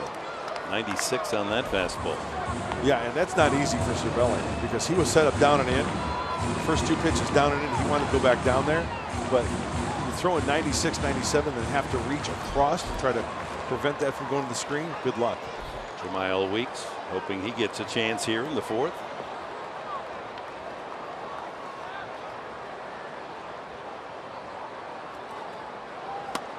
Got him looking. All 4 strikeouts tonight by Garrett Cole. Caught looking, all 4.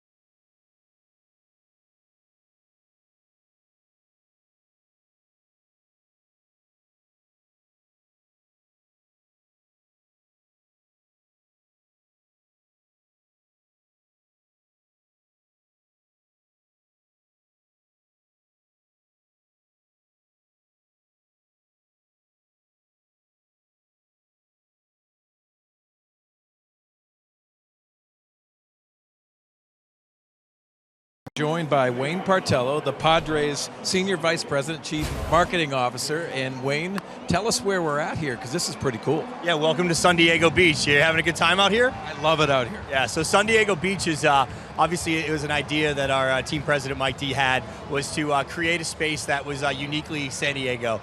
We presented it to Dave Nash, who's the founder of San Diego, who instantly understood what we were trying to create out here. And as you can see, it's an amazing group space down low. Up top is Craft Beer presented by Ballast Point. It is the most craft beers here in San Diego, is right up top, and that's open to the public. So we want fans, while they're at the ballpark, to come on out and hang out up top there. Now, that's the question that I have coming off of that. Is this a time where you can come to a single game and purchase a ticket up there? Yeah, so the front row seats of the upper level, we call them beachfront seating. And the beachfront seats are available as single game tickets every night. And down here, if the group isn't sold, we will sell the front row, the beachfront seats here as well. And we're sitting up here in the perch. All of these seats were made by a local San Diego Encinitas company called the Perch Aloft. And a local company, one of our friends, showed Mike this contraption that we're on up here, and we said we have to have one of these at Petco Park. So pretty amazing way to take in a ball game. Pretty cool perch, and obviously it stopped with the beach. There was a beach here before. Where is the beach? Is it still around? Yeah, we kept the sand. Obviously, that was really important to have sand for the kids to play in. It's just a little bit closer to K Street now. So as you're in the park with your family, you're able to stay up on the hill and have the kids play in the sand. And we wanted to keep that here, but also get the kids a little bit further removed from home runs coming over the wall. Now, as a former outfielder, I would love to rob a home run, but I couldn't get back here. But now you've made some adjustments to the wall as well. Tell us about that. Yeah, so the wall here has come down to a 6-foot fence. All about making a little adjustments to the wall throughout the outfield. I think it, as you saw last night, Melvin Upton goes up over the wall, makes an exciting play. That's a lot more difficult to do with an 8-foot fence. Well, I appreciate it too, and Wayne, thank you very much for your time. This is a great atmosphere out here. I know a lot of people are doing it, and also the other night we caught you. You had some good times out here as well. We did have some good times. I mean, obviously, you can't make these enhancements to a ballpark without the commitment from our ownership group over the last 3 years. All the different areas we've been able to improve, and we wanted to come out and give it a try and see what it was like and understand the experience that our fans will be able to have in these amazing seats. Well, just quickly too, the All-Star game's coming here. How great is it going to be an atmosphere out here for that event? Yeah, not just the game, but the Home Run Derby. I mean, these are going to be, all of these areas will be amazing places to watch all those balls fly out of Petco Park. High fly ball, 3 Padres, and Kemp in between makes the catch for the second out here in the top of the 5th inning. Jaso tapped out in front of the plate, and Bethancourt threw him out. So 2 away here in the 5th. The Pirates lead 3-0. Went out there for Fan Fest, and the fans love it, signing some autographs. So a great view for you and Mark Sweeney and Wayne Partello. Very nice. Well, it looks as if everyone's having a good time. Mm-hmm.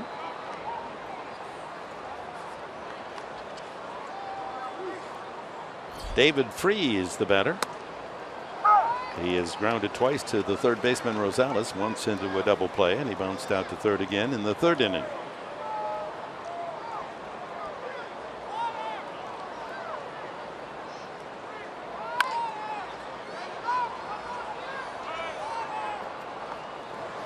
Three runs, 5 hits for Pittsburgh. Padres no runs and 3 singles against Garrett Cole.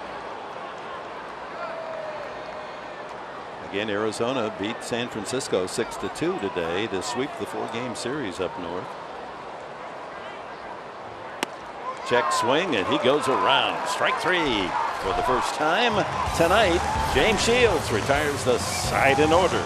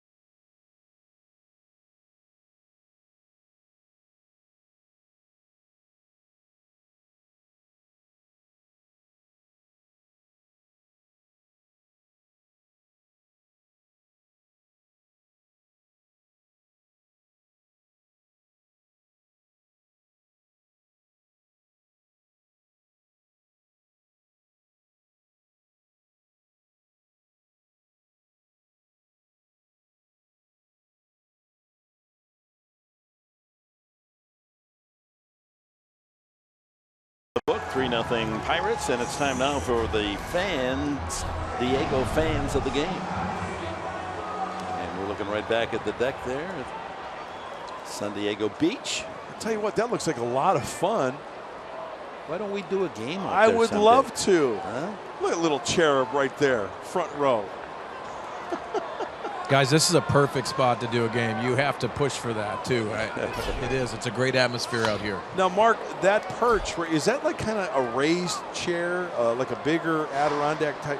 You know what I picture you? In a Speedo with a whistle. Oh, why not? And a towel around your neck, some water. shades, and twirling that whistle like a lifeguard. Why not? Because it's safety first. You got to have that. Or a water polo referee. That's a bad visual. Jamal Weeks leads off the Padre fifth inning. Padres need some runs. They trail 3-0. Weeks, Rosales, and the pitcher Shields scheduled. Jamal struck out. His only time up. All 4 punch-outs by Garrett Cole. The hitter caught looking. And Mark Sweeney, we talked about the outfielders for the Pittsburgh Pirates. They've got 3 good ones, and you wanted to touch upon something that Clinton Hurdle and their staff incorporates. Bunching of the outfielders. You want to elaborate on that? Yeah, and you know what? It's really important because if you think about Andrew McCutchen, one of the premier center fielders in the game, but they bunch it up and they cover up those gaps. It's not just at Petco Park. Obviously at PNC, they have a bigger field that they have to adapt to, but they tend to bunch it and give the line. So you see those gap shots are definitely easier plays for them to do, and it's just employing just that shift, but it's a mentality in the outfield. Line drive to Freeze. Well, Freeze has been positioned just right on a couple of liners. He got Ramirez shot the last inning. And you know what, Mark, would it be fair to say with a pitcher like Garrett Cole out there, okay, he's blowing upper 90s, right? And we saw the team swung this way, the defense. Now, with other pitchers, you say you bunch the gaps this way. And you know what? You make a good point, because how many times is a team really beat down the line here and here? You know where I think teams get hurt is in the gaps there. So they bunch the gaps to take that away. I think that's a great point you make. Yeah, and you know what, Mark, too? It's basically those are mistake swings. If you're offensively, we saw a lot of them in the Arizona series that they were going down the line. Well, those are mistake swings and actually a lot of luck. So from an outfielder perspective, covering those gaps is very important. Here's Rosales. He singled to center field, a ground single, his first time. Made it around to third, but unable to come home when Josh Harrison smothered John Jay's bid for an RBI single. Held him to an infield hit.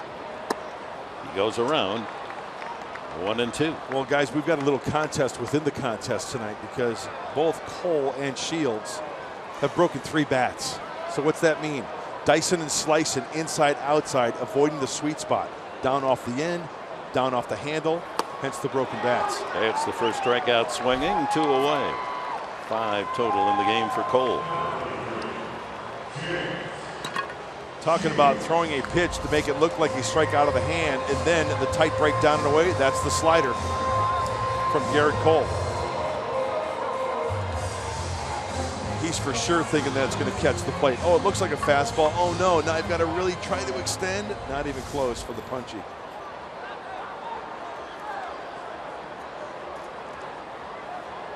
Shields sacrificed his first time, takes it high.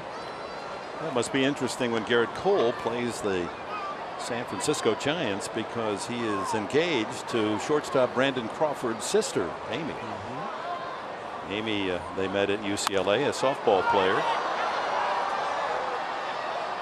They are scheduled to be married after the season ends. It's got to be tough for her, don't you think, when they match up? Yeah. She rooting for her brother or future husband? It's like Yonder Alonso and his sister. Manny Machado, right? Machado of the Orioles. 1-2 the count. 75 pitches for Garrett Cole. I'll tell you what, I just had a flashback. I look at Garrett Cole there, Pittsburgh, with the salad. Remember Don Robinson? Caveman? Caveman! He could swing the bat, too. Yes, he could. 1-2-3, the Padres story in the 5th.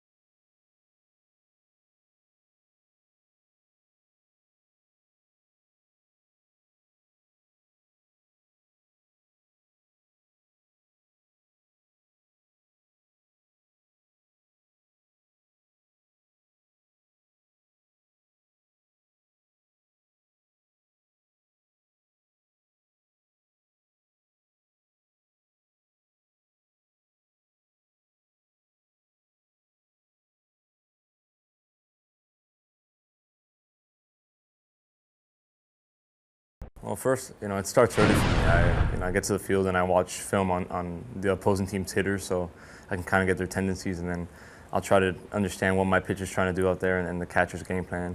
And I try to put all this together and just go off the field of the game. Play the scoreboard and go out there and know my elements, and then just make a judgment call on myself and really go out there and just trust my instincts. Well, John Jay, very bright young guy, Yeah. and he's the captain out there. Hey, preparation and baseball instinct, right? The instinct factor is something that you really can't teach. There are guys who have talent and don't have baseball instinct. There are guys who have both. John Jay's one of those. Scouts look at that. Managers look at that.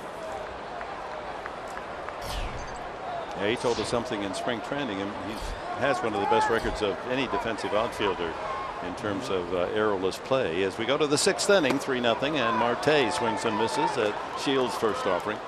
And that is that there's so many outfielders that think they can make the miraculous throw and get the runner out at the plate. And he says you got to judge whether or not you have a reasonable chance. You're better off not trying to throw all the way to the plate. Otherwise, you're allowing that hitter to go to second base on the long throw.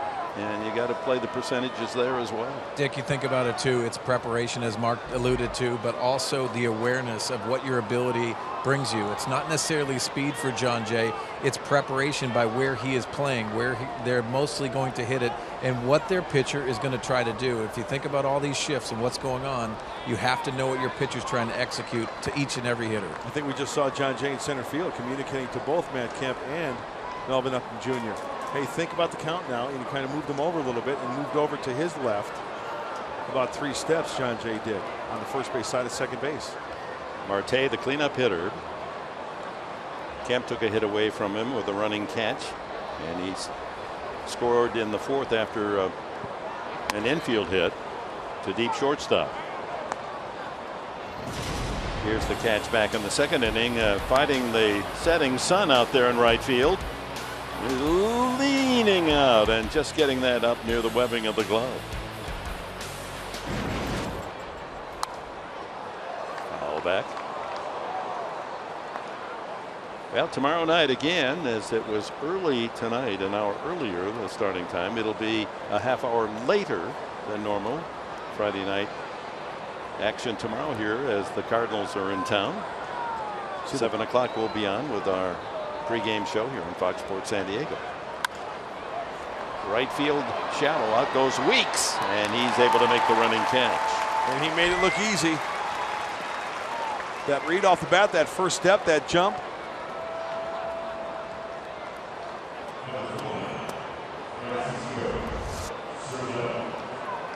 Sprinting and then pulling the parachute, making it look easy.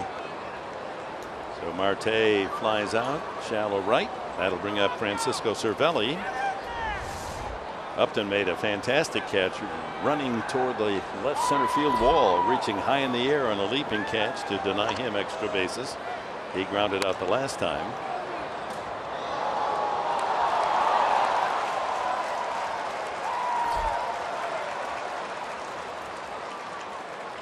Pitching matchup tomorrow night, Andrew Kashner for the Padres against veteran Adam Wainwright, who's 0-2 at the start.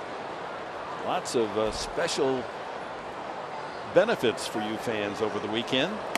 Beer Fest tomorrow night starts at 5 o'clock. Saturday, that handsome Tyson Ross jersey. It's a nice quality jersey. And then Sunday, there'll be a Padres and Puppies calendar giveaway. Makes a great gift.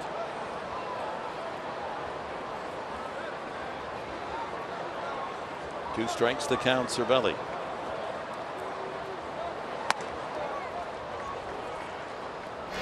Here's Cervelli, and driving a ball that looked like it had double written all over it. What a reach and grab by Upton. The long arms of the law. He stretches. That's 3 terrific catches in 2 games for Upton in left field. Well, that's where the speed makes up for the difference, because he moved directly to his left and then back to the track to catch up to snag that one.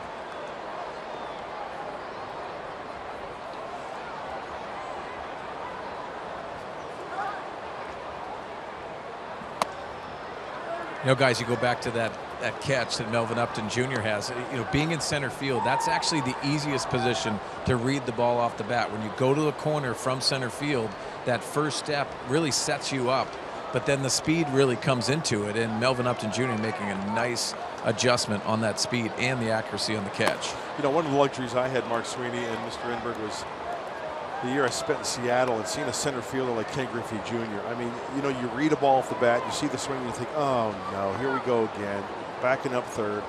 But then Junior, you know, he would track it down, and that's why he's in the Hall of Fame, both the glove and the leather. You know, Mark, that's what we felt like with Steve Finley. Yeah. I mean, Steve Finley did that for us. He won games with his glove. Full count now, Cervelli, and he pounds that one into the upper deck. You think about it from the perspective of being on the corners and being a corner outfielder. If you have a center fielder that gets everything, you are just going to position yourself where you feel comfortable, where you can make most of those plays and not put yourself in an uncomfortable spot. But it's all about the center fielder.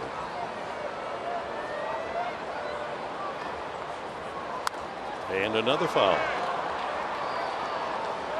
Time now for the Cholula flamethrower. We've got James Shields on the hill, and Mark Sweeney, we got it up to 92. What's that? That's hot sauce. And San Diego Beach, you can get some tacos down here, so you got some hot sauce for it. Hot. Good thing we didn't measure Garrett Cole and that Cholula, huh? Yeah. That would just burned his tongue out there. He likes that, though, Sweeney. He can't like fish tacos, though. Well, maybe. He's a UCLA guy.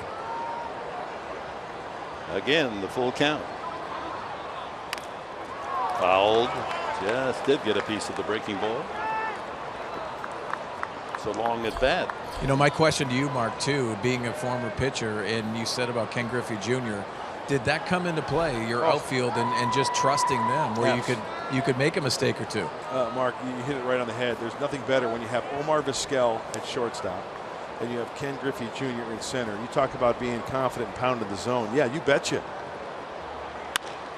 Another foul, and that takes this pitch count to 10 coming up.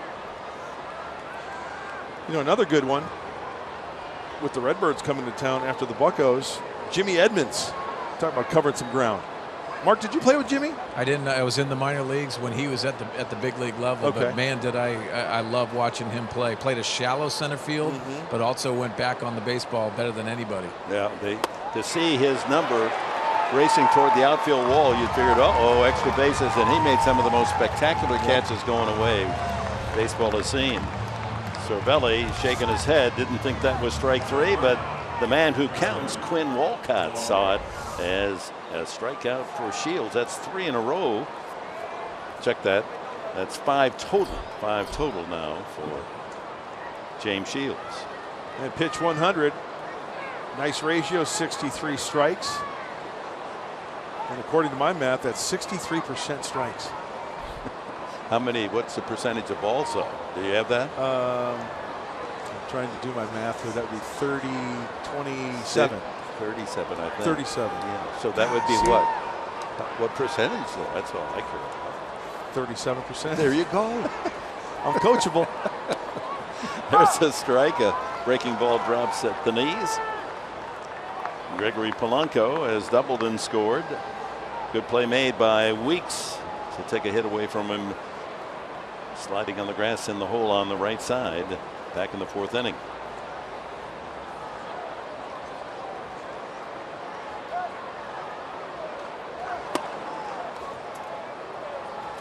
Guys out here in the outfield, you see Matt Kemp and John Jay bunching up right center, trying to take that approach and try to cover that area much better with that left-handed hitter. Right field corner wide open.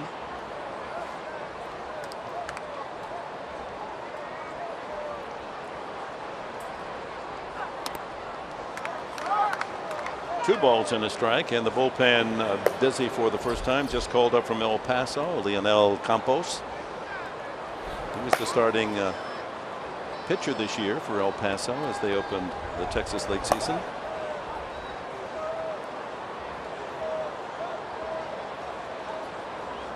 If you weren't with us at the start, Robbie Erlin sore elbow has been placed on the 15-day DL. He was scheduled to work the Saturday night game against the Cardinals. High fly ball to left. Upton plenty of time. And collects the final out. A 1-2-3 inning for James Shields. Middle of the 6th. The Padres need 3 to tie.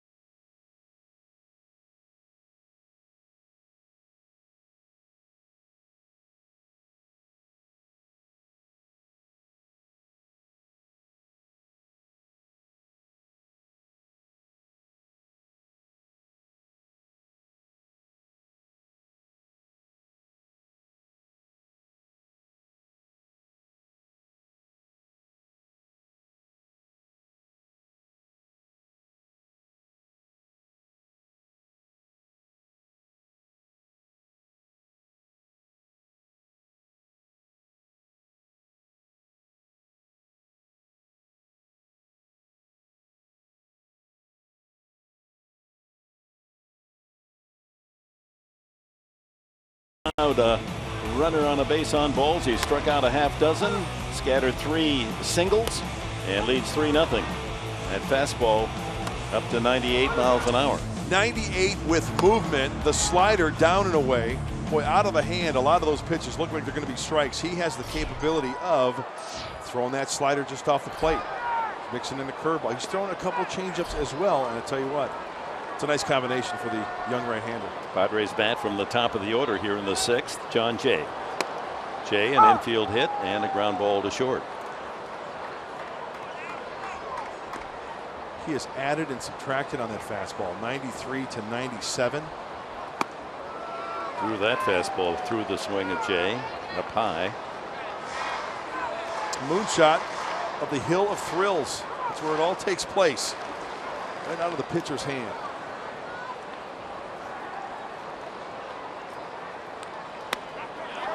He went. That's number 7. And 3 in a row now for Cole. He got Rosales and Shields to close out the 5th inning. Well, from the side, I hate to tell you, but he most definitely went on that. Brings up Will Myers with Matt Kemp moving into the on-deck circle. Myers is flied out and struck out.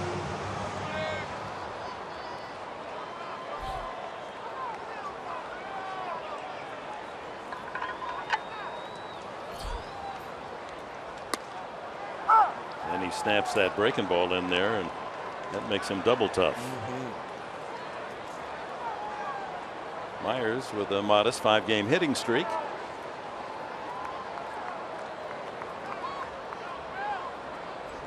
Last 12 games, he's clubbed 3 home runs.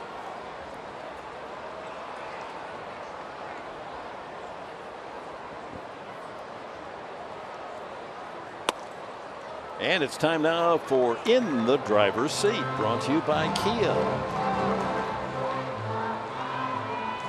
Yes, Garrett Cole is behind the wheel. No runs, only 3 hits. Getting some soft-looking swings out of the Padres tonight. Well, hopefully the Padre hitters can have Garrett Cole find a rest stop and kind of pull off and maybe, you know, get out of the car and stretch the legs a little bit and jump in that car and then have them be in the driver's seat. You see where I'm going, Professor? Well, is that legal, though? I mean, I don't want sure to it is, until you get caught. All right, there you go. Everything's legal until you get caught. Well, you should know.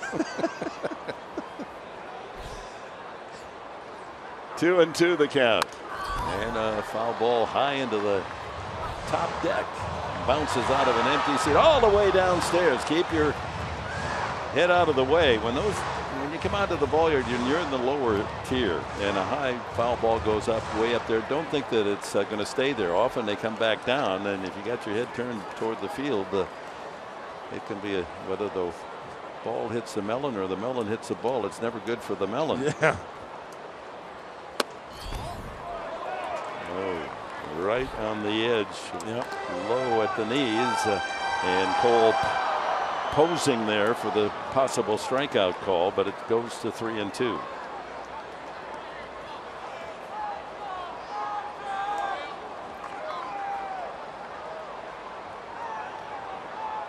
There's a line drive by Harrison's dive, and Myers has the Padres' 4th hit. Maybe that'll get something started here with one out in the 6th inning. Hey, good at bat for Will Myers. Some good pitches down and away, laying off some pitches, and then fighting this one off. Hey, the kid is big. The kid is strong. Just out of the reach of a diving Harrison, who's playing a good second base tonight as well, and helping the Buccos in their effort of the 3 runs that they have scored. He's been responsible for a couple. And we'll bring up Kemp with his 5 home runs to lead the club. One swing away from driving the Padres back into this game. He is flied out to center and flied out to left. Not losing anything on his fastball. The velocity is still there.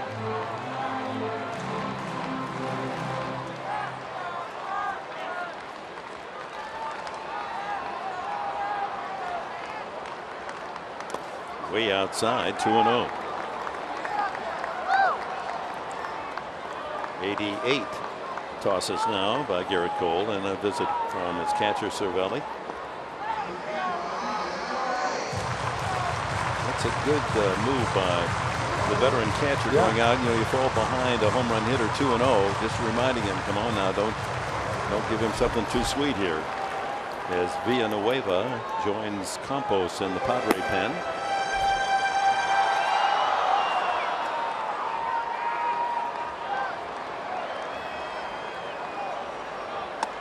Well, Kemp can induce the first walk out of the right-hander Cole. That would bring the tying run to the plate, and it's Upton on deck.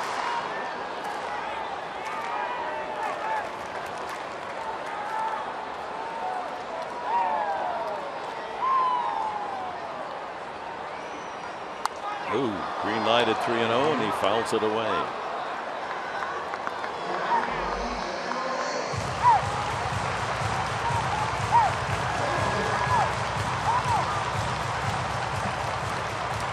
Just joining us, big news in baseball tonight. Jake Arrieta, a no-hitter at Cincinnati, squeaked out a 16-0 win at the Cubs.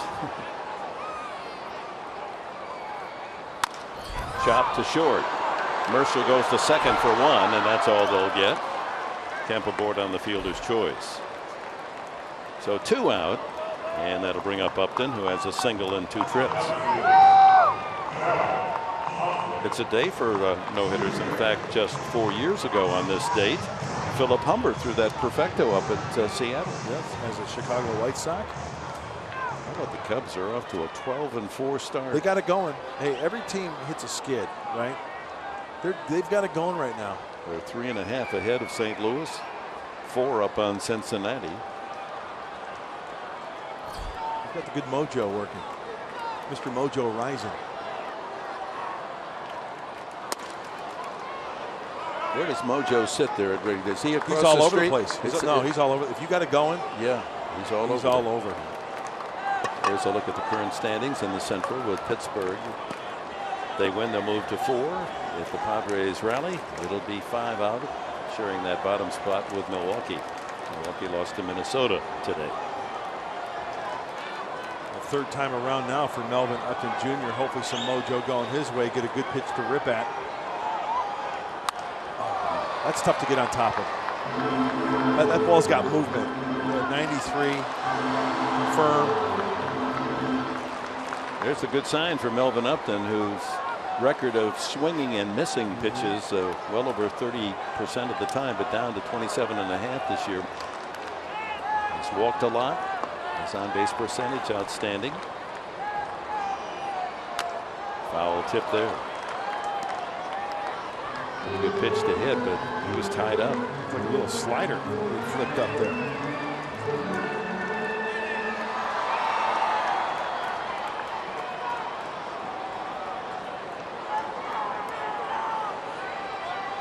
Kemp at first base with 2 outs. Think right center field here, Melvin.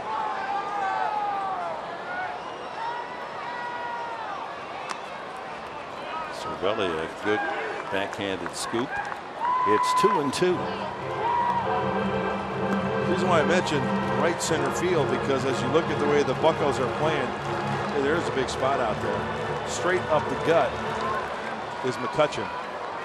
With Polanco a little bit over towards, now that that said, McCutchen looks like on the shortstop side, just a little bit. Way outside. Full count. That'll give Kemp a running start on the next delivery.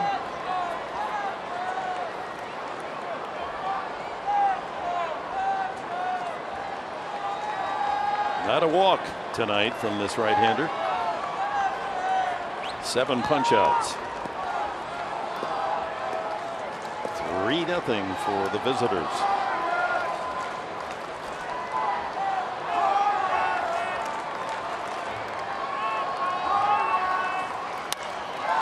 Fly ball to center.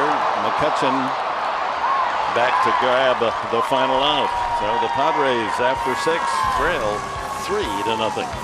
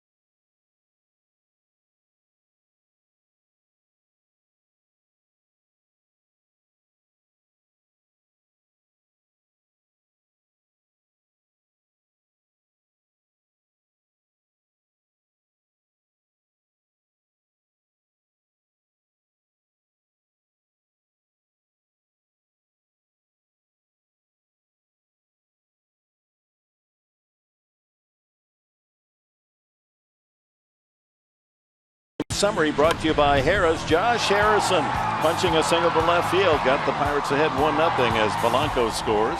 And Harrison again in the 4th inning. Dumps one into right field. That brings in Marte 2-0. And then Harrison alertly with a big lead. Wild pitch. And he was racing home. Beats Shields there for a 3-0 lead. And defensively, Harrison took a base hit away from John Jay. A RBI base hit, able to smother the ball in shallow right field, and that kept the Padres from scoring their best chance back in the 3rd inning. Cole, outstanding. No walks, 7 strikeouts. His shutout bid has reached the 7th inning. Shields out of the game now. 6 innings, 5 hits, 3 earned runs, 2 walks, and 5 strikeouts. And Harrison, with the bat and the glove, is the star for the Buccaneers. And here's the good news, or bad news, depending on which team you're rooting for. If it's the Pirates, when they're ahead after 6, they're 5-0 this year. The Padres, when they're behind after 6, are 0-8. So enter right-hander Leonel Campos. El Paso as a Chihuahua. Our El Cajon Ford pitching change. High numbers in the small sample size, only 7 1/3 stanzas for Campos. He'll face Josh Harrison leading off the top of the 7th inning. And a strike at 92. So Harrison continuing his outstanding hitting against the Padres. He was 0 for 3 last night, but he entered last night's game hitting .365 in his career against San Diego. 2 for 2 tonight. He's a nice player, 5'8".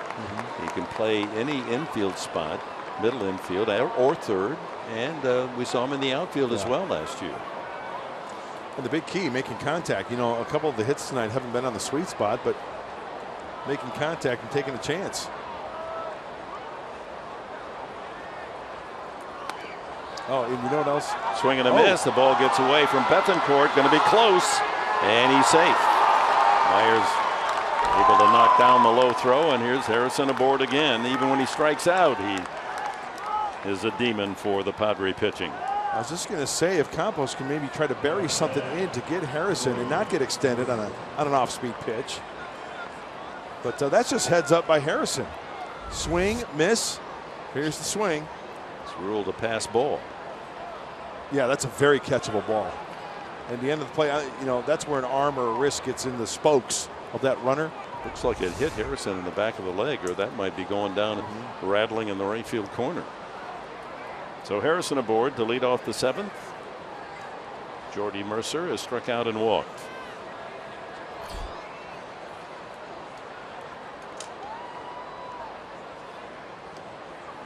Not a bad hit and run situation here. High ball 1.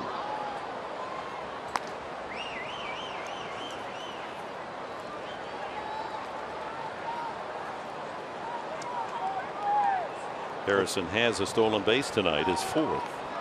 That's why as a pitcher, I would go for the long set right here, maybe a snap throw over to first base, just if you see some movement from that runner. There you go.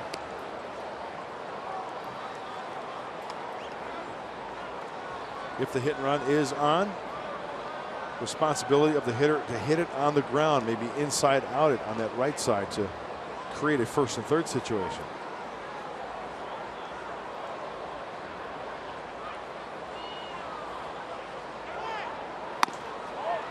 Betancourt with a bluff throw. Harrison himself faking as if he was going to try to steal. As we go down to JA, what do you have for us, Julie?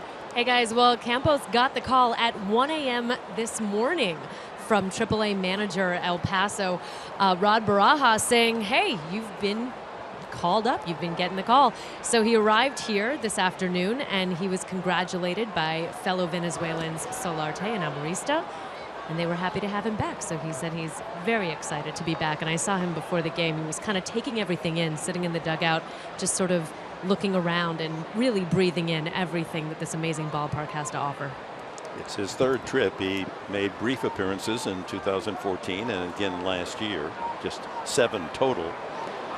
Ooh, good snag there by the first baseman. Myers had to deal with a tough low throw.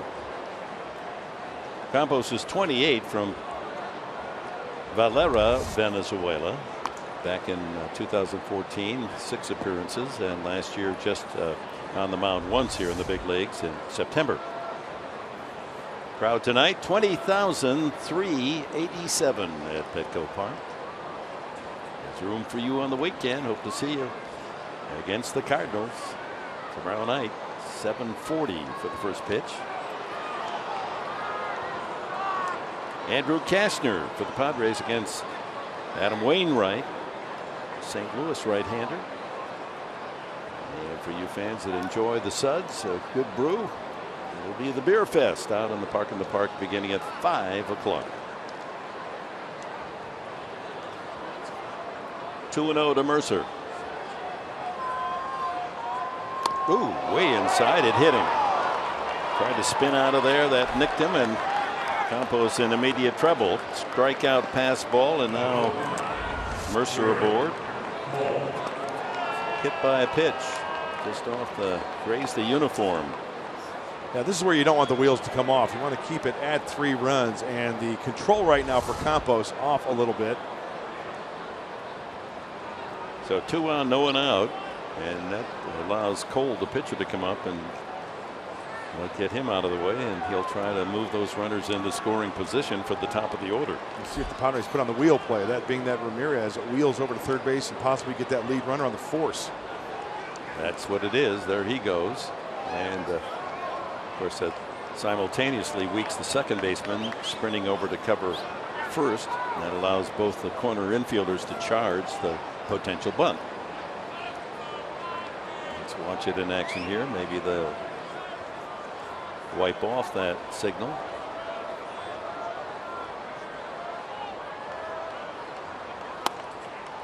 Ball one. And you know what? A perfect opportunity. So many things can happen. You saw Alexei Ramirez at shortstop. He was deking towards third, held his ground then. Secondary lead by the runner at second. You can throw behind the runner as a pickoff. That's just one option that a team has defensively. Well, you have a new man just joining the big club, and Andy Green, the manager, wants to go out and make sure that Campos understands just what is in the works here defensively behind him. Yeah, I think the main point being made, probably one of many, but just get an out, guys. We need an out here. We cannot have them create a huge inning.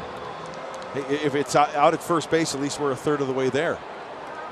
Don't try to make the perfect play, even though there's a force at any base. So Cole he struck out both times tonight, but up there trying to bunt his mates up 90 feet. In the air, Campos able to make the catch, and no chance to double up either of the runners. Almost bunted that over the pitcher's head, and that would have been a troublesome play. And it's just too bad as everybody's moving second base to first, shortstop to third. Nobody's at second to try to double up the runner. Just a bad break. John Jay sprinting, and look at John Jay from center field. He's coming in, backing up that play. Here's the other John Jay So, the first baseman. Single, fly to left, and tapped one out in front of the plate. Bethancourt threw him out the last time.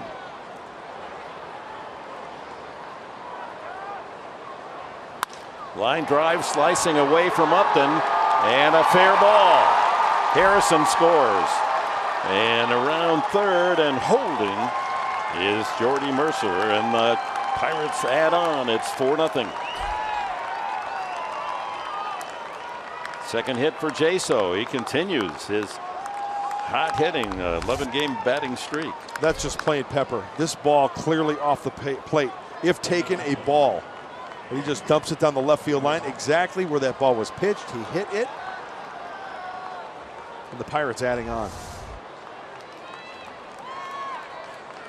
And we're going to have a pinch runner for John Jaso. Sean Rodriguez will go in to run at second base.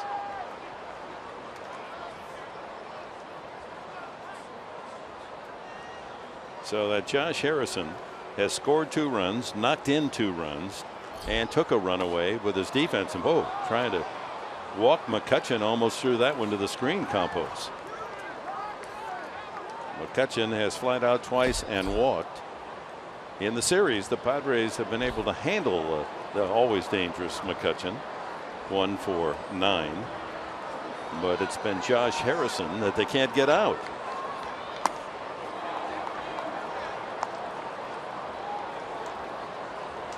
So 4 wide ones, and the bases will be loaded. FOB, full of bucks.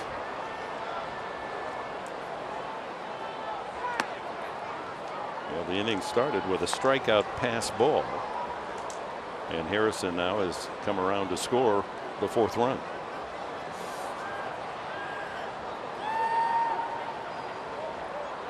And ball 4.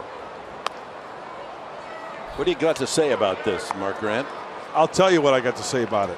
This copyrighted telecast is presented by authority of the San Diego Padres. It may not be reproduced, retransmitted in any form, and the accounts and description of this game may not be disseminated without express written consent of the San Diego Padres. You know, you're working your way into one of those commercials, you know, where they don't want you to know all the conditions when you buy something, and you got those fast talkers. Right. You can't understand one word they say. Print. Yeah, but I can still understand now. I don't want you to speed it up much more. Okay, so that's about as quickly as I can go. That's right. You know, I've got, don't ever forget. He's got the red pen. Yep, don't ever forget that. My favorite old teacher. Oh my. So bases loaded, 1 out, another run home, 4-0. And here's David Freese, 0 for 3 tonight. Way up and in. Freese grounded into a double play in the first, grounded to third in the third, and struck out the last time. Pirates in position to blow this one wide open, already with a 4-0 advantage.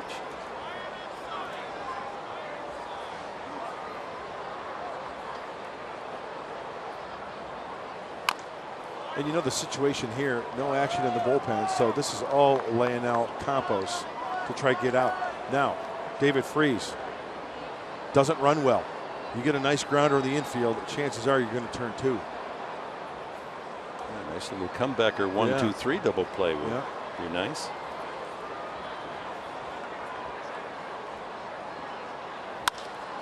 But that one's through the middle and into left center field. 2 more Pirates will score as Freese delivers, and it's 6-0. Mercer scores from third. The pinch runner Rodriguez from second. And a 3-run 7th inning for the Pittsburgh Pirates. Well, nothing you can do there as a pitcher. You made your pitch, you got jammed, found the hole. David Freese bringing those hands in and getting jammed. You can see that bat wiggling, not on the sweet spot, but the way they were playing the infield, Alexei Ramirez was playing a little bit on the pull side there at short, and it results in 2 more points for Pittsburgh. McCutcheon stops at third, so first and third still only 1 out. And Marte, the cleanup hitter, 1 for 3.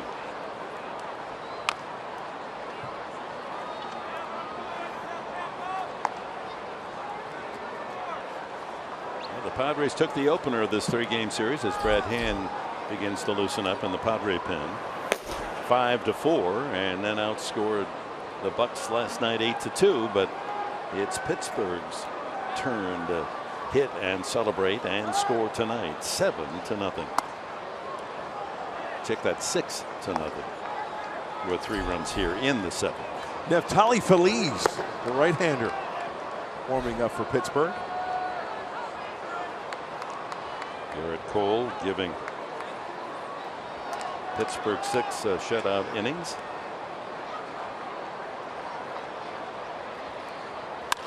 And that ball drilled deep to left field into the corner and up against the wall. McCutcheon scores easily on a double by Marte. It is now 7-0. Marte's 9th RBI of the season gets McCutcheon home. Well, David Freese got a fastball in. He hit it up the center of the diamond. Marte, he gets a pitch in, gets his hands through nicely, keeps it fair. The Pirates are adding on. Almost into that little short porch at the left field line. It's the easiest home run here at Petco. This might be one of those situations where Campos just, he takes one for the team. We did see action, left-hander Brad Hand. Still only 1 out. Yep. Second and third, infield comes in. Francisco Cervelli, the catcher, has been robbed of a hit by left fielder Upton. Grounded out, struck out. We have Polanco on deck, the left-hander. As Hand continues to warm in the bullpen. Strikeout, pass ball started things. Then Mercer hit by a pitch. Cole failed to sacrifice. But since then, RBI double Jaso, an intentional pass to McCutcheon, 2-run single Freese, and a double knocks in another off the bat of Marte. So this is the 8th man to bat in the inning.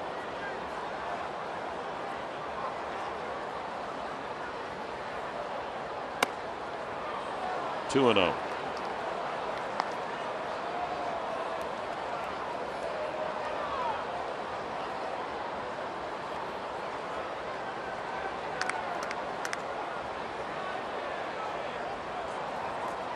See if Garrett Cole's going to come back out for mound duty in the 7th, or whether they're going to save his arm with a big lead. Big swing at that 2-0 delivery.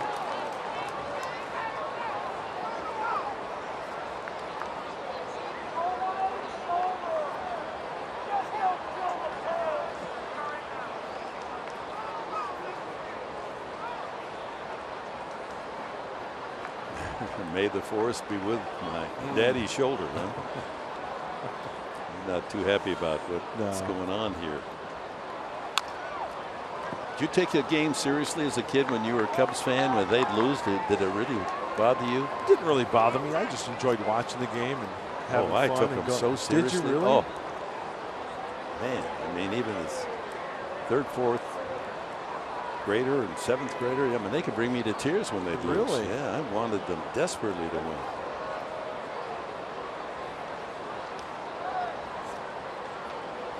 I got ticked off when we lost in high school and Little League. I mean, my teams, yeah. I wanted to fight. You got to fight for your rights. See, I was to party. Pre-LL, so I had pre-Little League. There was no Little League back in the day? No Little League. Really?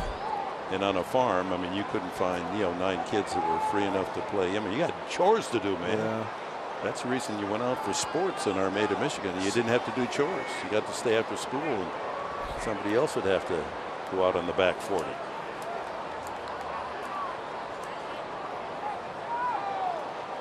All good. Second and third, and a line drive center field. That's going to fall in front of Jay. And 2 more Pirates are about to check in. 9-0 Pittsburgh. And Leonel Campos being beaten up here in the 7th inning. Cervelli's 7th and 8th RBIs of the season. All of the plate, a lofty pitch above the belt, and that spells trouble. John Jay was on the first base side of second base. So that just goes to show you Campos did not hit his spots, because if he did, that ball probably would have been more in the general vicinity of John Jay in the outfield. And looks like manager Andy Green's going to pull a double switch here. Going to send Jabari Blash out to left field and bring in the left-hander Brad Hand from the bullpen, with the Pirates enjoying a big 7th inning.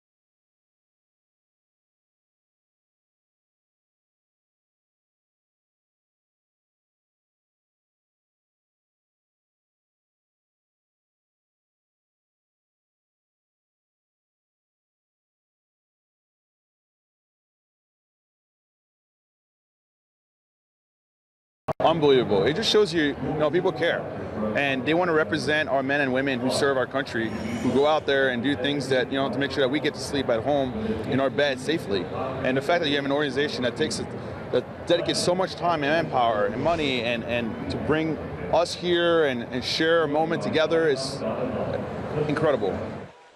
That's U.S. Army Captain retired Florent Groberg, Congressional Medal of Honor recipient. And he will be featured tomorrow night on Padres POV after the game with the Cardinals. So stay with us not only for the game, but afterwards for POV, one of our American heroes, Captain Groberg. Well said, huh? Mm-hmm. Came up to join Orsillo and Sweeney here in the booth on Sunday. Yep. And we're thrilled to have him. Well, Brad Hand trying to close out this Pirate feast in the 7th inning. They've scored 6 runs, and there's still only 1 out. Done a good job. Padres picking up Hand on waivers from Miami. Blash into left field in the double switch. So put Blash in the 9th spot in the batting order.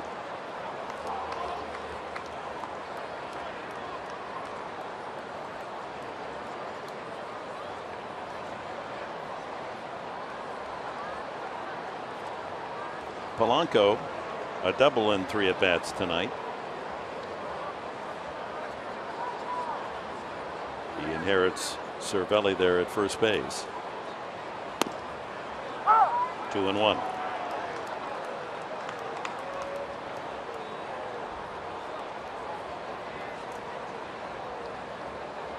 Well, the Pirates aiming for a victory tonight that'll level their season record at 8-8. And, kind of a wake-up call also for Leonel Campos. Hey, welcome to the big leagues, because it's a different. There's another base hit, slap to left field, and Upton can't cut it off. So Cervelli sprints to third. Another double, this time on the report card of Gregory Polanco. Blash now in left field, couldn't quite get to it. Dick, I was just going to talk about Campos and throwing pitches. Remember, this is a Pittsburgh Pirate team that leads the National League in on-base percentage. This is a team that puts the ball in play with the best of them. He missed with his spots.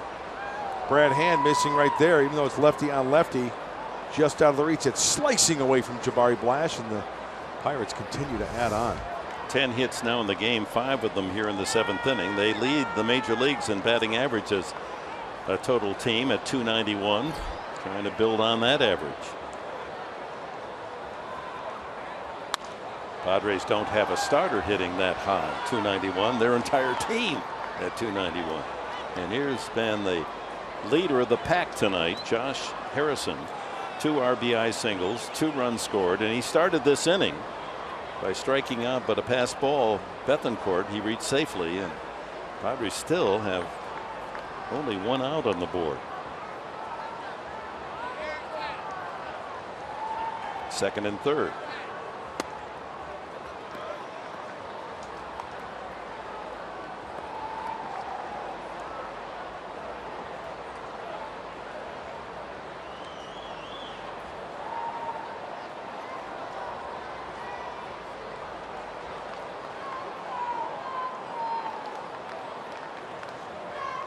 Okay, Professor, are you on Team 9 or Team 10? We had this discussion around the other day. Well, when you all 9 you've batted around. Now we're. See, I disagree. I'm on Team 10. You're on Team 10? Yeah, because it's 1 through 9, not 1. Trussell, you're with Dick? Well, you know who's on Team 9? John Mayberry Jr. Breaking ball high. You know who's on Team 10? Who's that?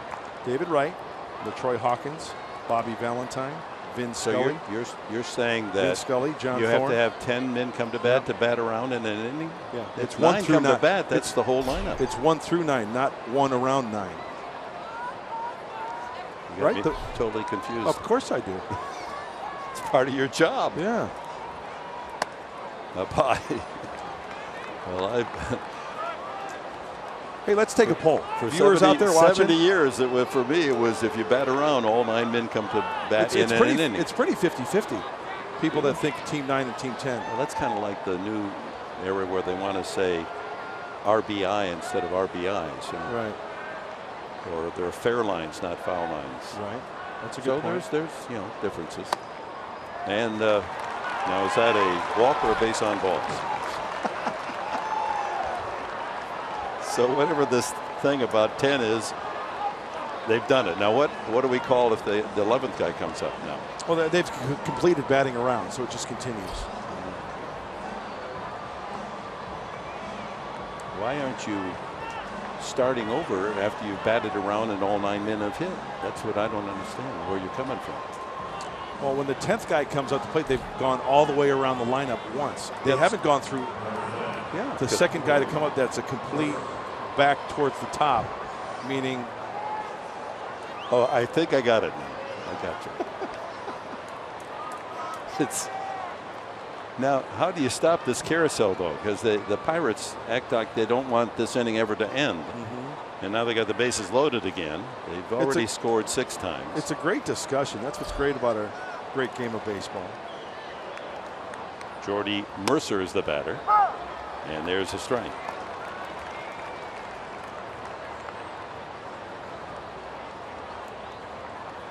Mercer has struck out, walked, and hit by a pitch in this inning.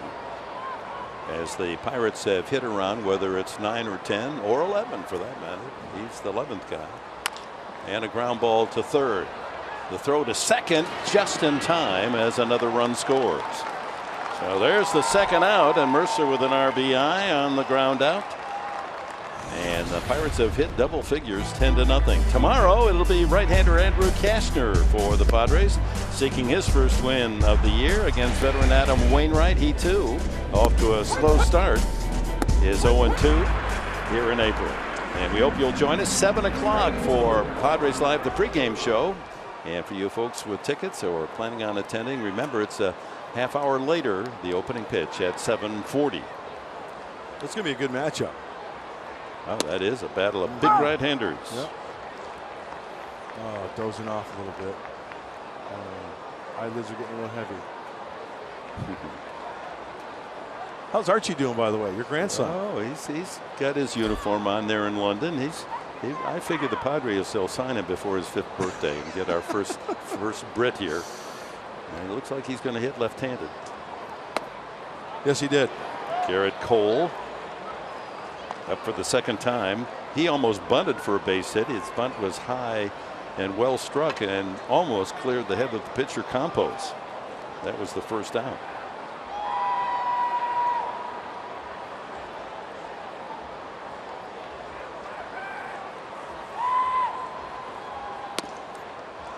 First and third, 1-2 the count.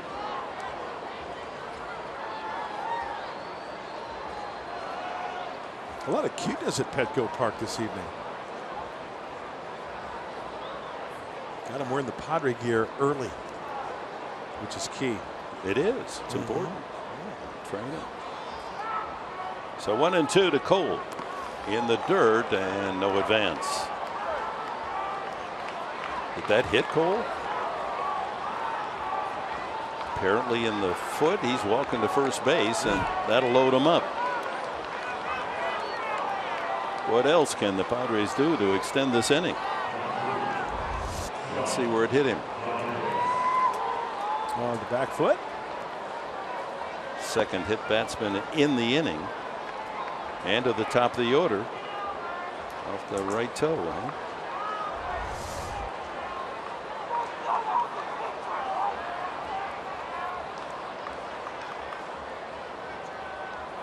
Jaso has 2 hits tonight.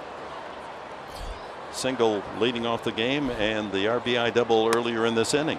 Okay, but well, he's out of there now, and we've got somebody in hitting for Jaso. That's Sean Rodriguez, who went in defensively, or actually as the pinch runner earlier in this inning, in fact. Well, that's unusual. You get the pinch run, you score, and now you get the bat in the same inning. Well, it turns out that batting around has no official definition and is not an official MLB stat. So it's one of those discussions that's going to go on forever. No, it's an expression. It's not a statistic. Yeah. Right.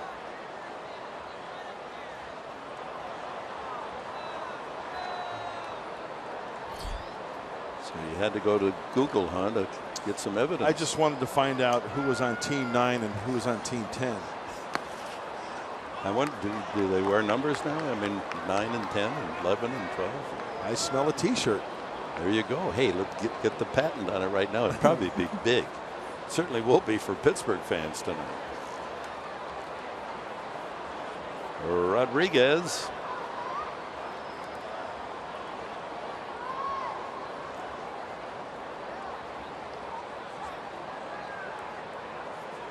He's the 13th man to come to the plate here in the 7th inning.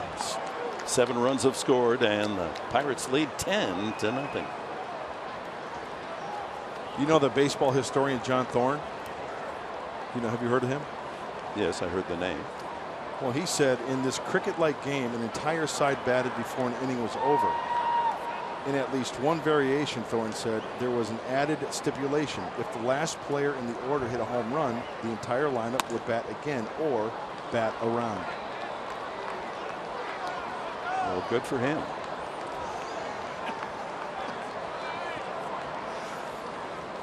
Who's pitching tomorrow? I think it's still Andrew Kashner. Is it tomorrow already? No, not quite. There's Cash. Adam Wainwright. There's the big right-hander. Rodriguez takes, and it's ball 4. And man, another run scores on the bases-loaded walk. And this is bordering on the ludicrous. Rodriguez with a walk RBI.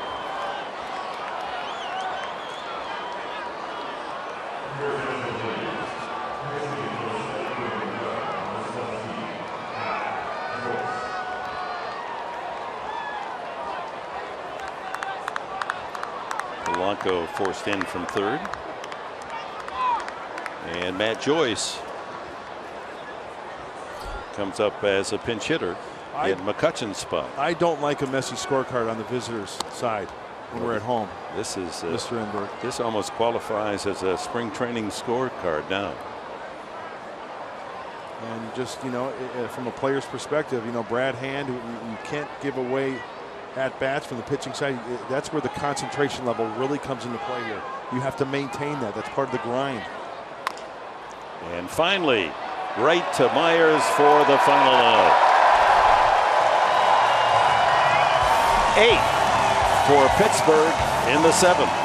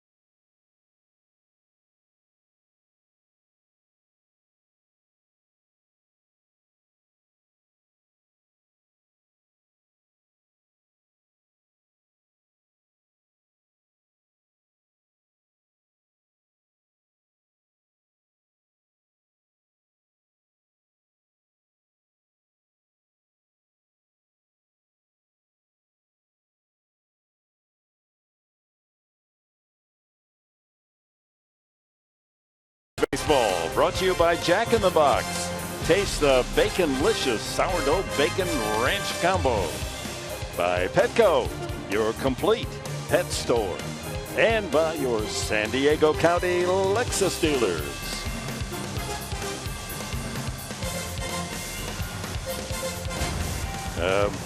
Mass changes made by Clint Hurdle as we go to the bottom of the 7th inning, and the Pirates leading handsomely 11-0. Neftali Feliz out of the pen, his 9th appearance of this season. A lot of breathing room with this Pirate offense this evening, and a chance for Feliz to come out in game number 9 and just be aggressive. See the splits doing quite well in the 6 2/3 frames.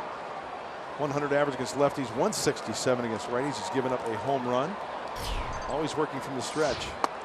Alexei Ramirez, then Christian Bethancourt and Jamiel Weeks for the Padres in the bottom of the 7th.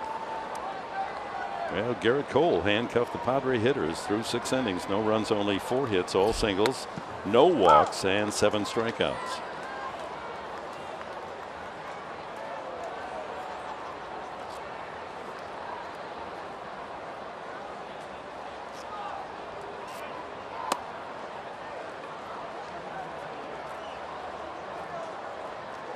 was quite an inning. And Campos then a third of an inning allows 7 runs, 5 earned, 4 hits, hit a man, walked a man, no strikeouts, and Brad Hand charged with 1 run. Broken bat ground ball to third, and Ramirez is out 5-3. That's Noah Figueroa there at third base. As we go around the major leagues, Clayton Kershaw went 8 innings in Atlanta, allowed 10 hits, but only 1 run, struck out 10.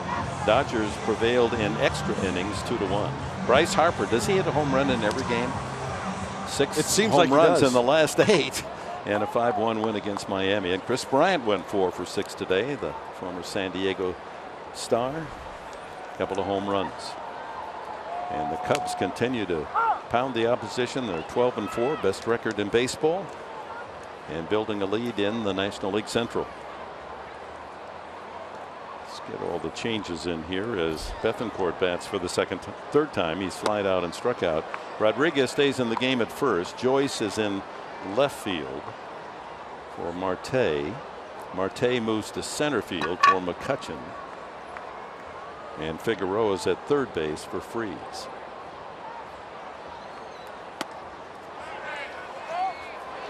So defensively, Joyce in left, Marte in center, Polanco in right as Bethancourt takes the long walk. First strikeout for Felice. So the home run leaders in the major leagues, with Harper on a tear for the Nationals. He has 8. That brilliant rookie in Colorado, Trevor Story, we saw him with 8. Arenado, he's going to be up there again this year as he had 42 last season. Donaldson, the Jays, with 6. Neil Walker finding a nice home. The former Pirates second baseman has a half-dozen home runs with the Mets. And Matt Kemp there with 5 for the Padres.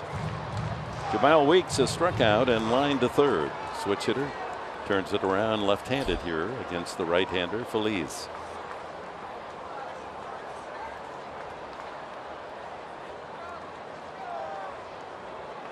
Kemp and Upton going over the hitters in the Padre dugout.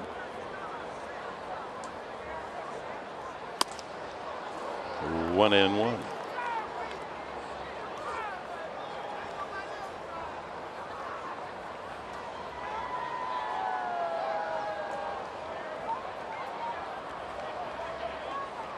The Pirates have been playing the longest games of any major league team so far this year. Looks like they're going to be over the 3-hour mark again today. You know, a lot of factors go into that. And that's another great discussion because it's a team that takes a lot of pitches. They work the count.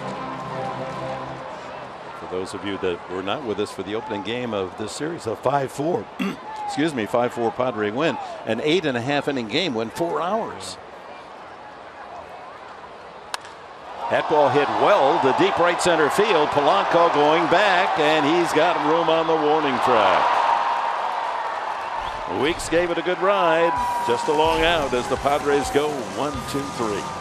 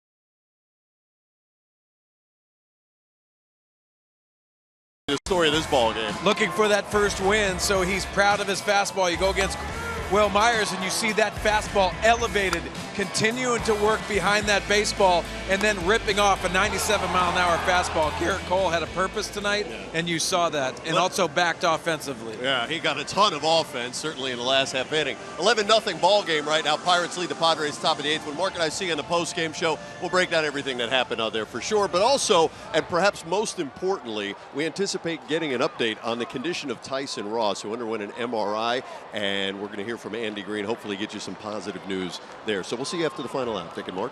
All right, Mike and Mark. We go to the top of the 8th inning. Hand still on the mound for the Padres. Cole Figueroa batting in the 3rd spot in the order. Hits for the first time.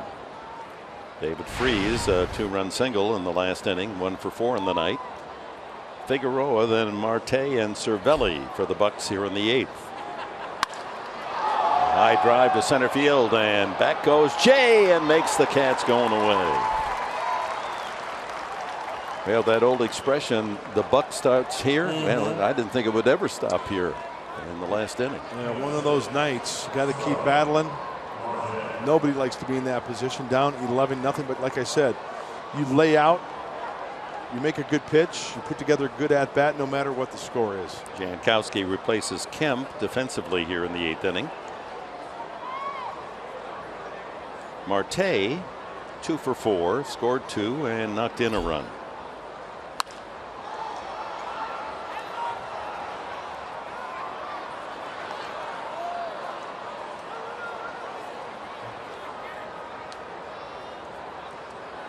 Andrew Kastner up there in the railing.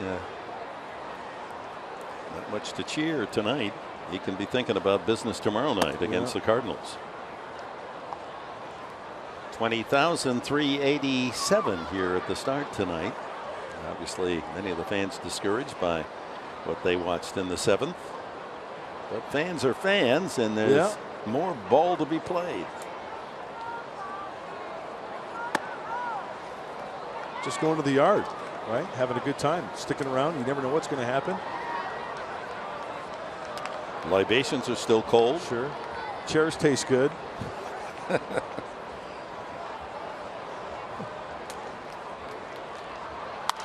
High pop-up.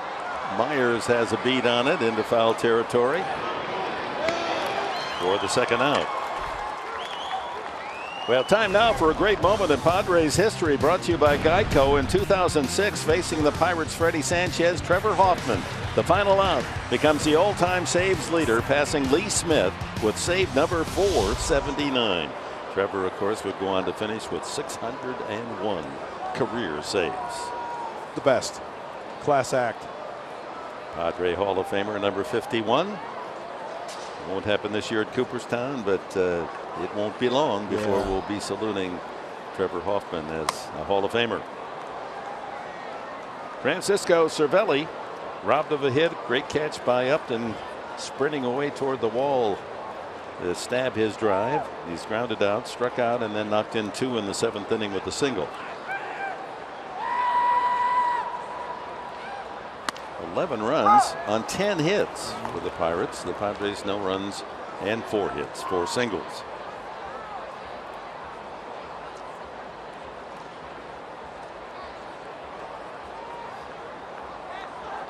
This is a team, this lineup, they're going to score a lot of runs all year long.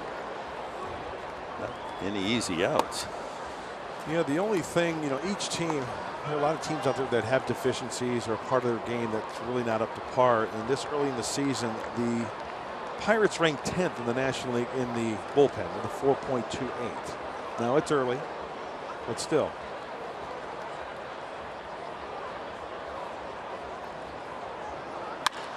Another base hit for Cervelli as he crushes a liner to center. And that evens the columns. Runs 11, hits 11. 2-out single for the catcher brings up Gregory Polanco. Well, the Cardinals are already in town and hopefully spending a beautiful evening in our town. Stay up as late as you want. Curfew's off, gang. We'll see you out here tomorrow night, and we'll see some great talent. Always fun to see Yadier Molina behind the plate, many regard as the best in the game. And Adam Wainwright, that's stunning that he's 0-2 with an 8+ ERA. One of the best pitchers, and young Diaz is knocking the cover off the ball. They just seem to find another player that can hit 300 anytime they want one, the Cardinals. Well, speaking of curfew, one of my favorite stories of all time, the late, great Jim Valvano. When NC State was on that run in 1983 to win the national championship, he was asked a question about curfew and the guys and bed check. And he goes, there was a bed check last night. We went around, and it was a confirmation. There were beds in the hotel room. Every room, huh? Every room had a bed. Oh, what a wonderful character Valvano was.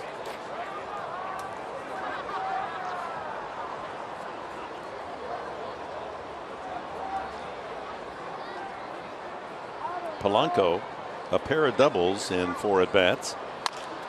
High chopper to second, easy play for Weeks, and that'll do it for the Bucks in the 8th. Padres trying to avoid a shutout. They'll have Rosales leading off the bottom half of the inning.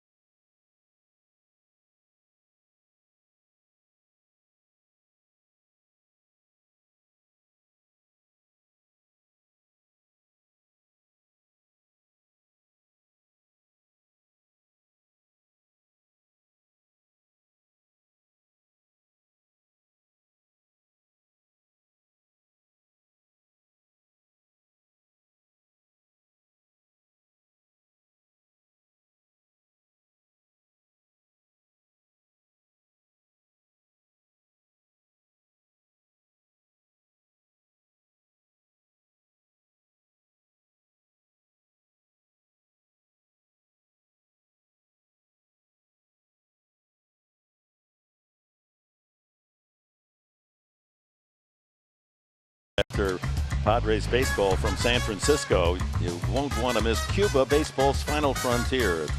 Beautifully shot, orchestrated documentary, and that music reminds me in our visit there that no matter where we went for dinner, there was always a musical group there. Yeah.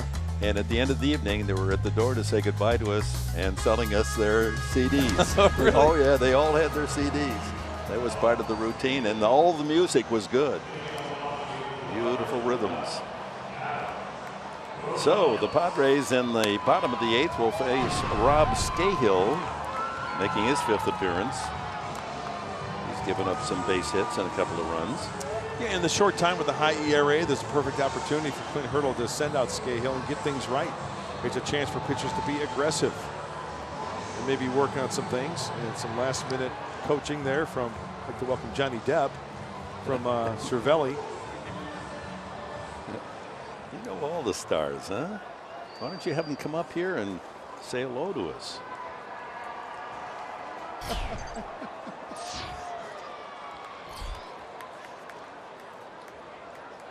Rosales, a single and a strikeout tonight. One of the 4 hits for the Padres. He singled up the middle back in the 3rd.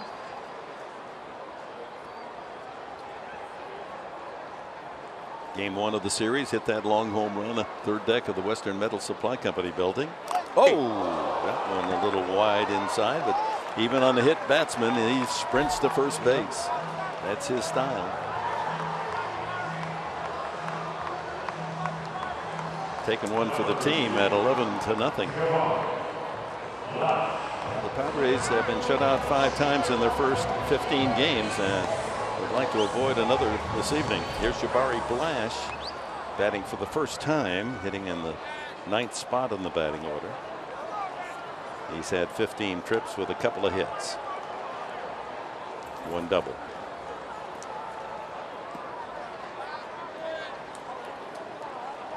Another game dominated by the Pirates. It'd be nice to see this young guy tag one. Yep. Get his first major league home run.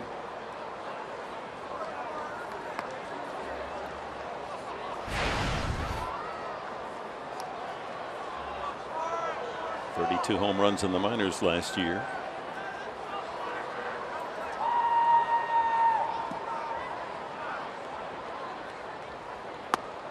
That was a hanging slider right there. Little cut fastball / slider. Couldn't pull the trigger. May not get a better pitch than that. Yeah.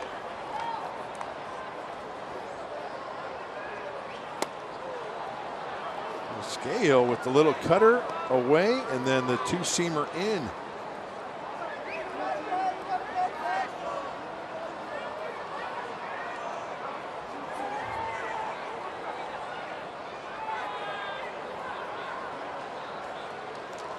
Rosales at first, hit by a pitch. Ground ball to third. That's a fair ball. Long throw is in time. Good play made by Figueroa. Cole Figueroa over there at third, going into foul territory, and made that jump pass throw to get Blash. That is a great play. Figueroa getting to the baseball, making the play, and letting the umpire make the call. Go through with the play. They can always stop it. It hits before the bag, according to third base umpire Ryan Blakeney. It goes over the bag, and a perfect strike over to Rodriguez. That's a nice play. Right on the money with the throw. Uh-huh.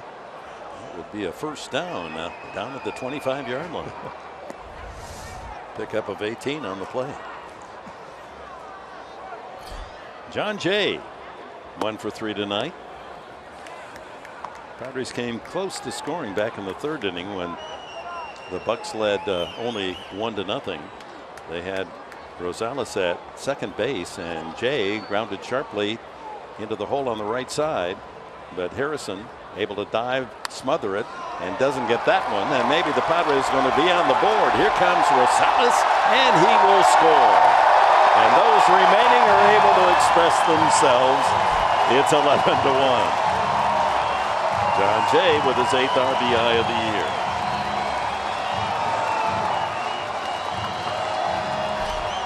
As I mentioned earlier, when a game gets like this, the concentration level has to maintain with each and every pitch. You cannot give away at-bats. So 1 out RBI single for Jay. With only 10 more to tie.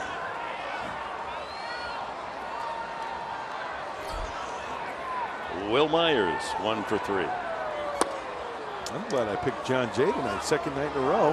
Even in the 3-pointer tonight. No, 2-pointer with the punch out.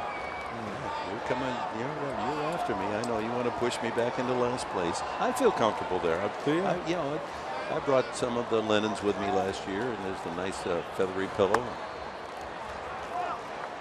Is it really that lonely at the bottom? No, it's kind of like I'm supporting our whole team. Really? Yeah. You got the strongest shoulders. shoulders. And anyone can win. I mean, I won the first year. There was no. Sorry about winning 2 years in a row. Well, it's sorry that I won the first year, and there was nothing left for me to accomplish. It's not how you start; it's how you finish. Yeah. It's a long season. You know who I'm rooting for this year? My partner, I'm always rooting for you, but I'd like to see Julie win, huh? Her first year with us, she's in the lead, but then that Sweeney guy comes in and he gets all that help from his substitute and moved ahead of Julie Alexandria. But it'd be nice to see her. You know, she's showing me a lot of savvy and grit there. She can pick. I'm not rooting for her. Excuse me? Yeah, you heard it right. I'm the new kid on the block. You ain't got no love for the new kid? You know harsh. You know, Julie, who he has love for. Himself. There you got it. You got to know the team. That was easy. Like you said, though, it is a long season. We've seen some 14. That would be nice to find out. the highest point total in one season or one single game. It's got to be 15 or 16, isn't it? Well, didn't someone this year get 18 points? I think Julie had in Colorado had a big night. A lot of fans listening around the country wondering what we're talking about. We have a little game before the game itself as a swinging bunt that is going to kick foul, where each of us picks a player and we get points for the performance of the player.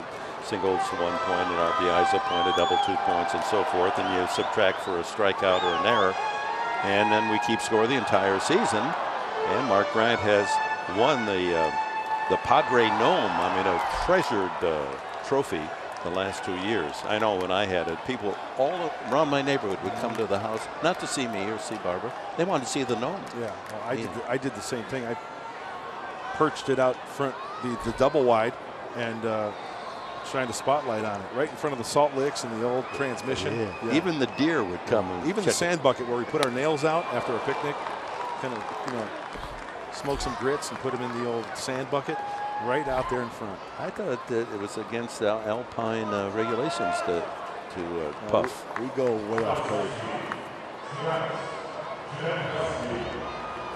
So Myers takes the long walk, a strikeout for Scahill. And Travis Jankowski bats for the first time in Matt Kemp's spot.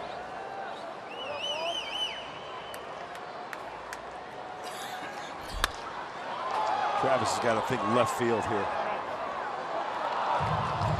So I know you're all wondering how our scoring is going. So Mark Sweeney leading with 39 and Julie with 36. Then Mike Pomerantz, not related to Drew Pomerantz, Easy 25. there. Easy there with that telestrator. Calm down. Then Slow your roll.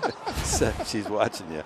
But look who was in last place there, Julie. Did you happen to notice that? I did.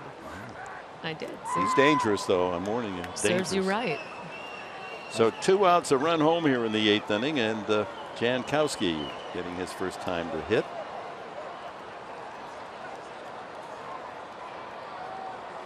Jay at first base.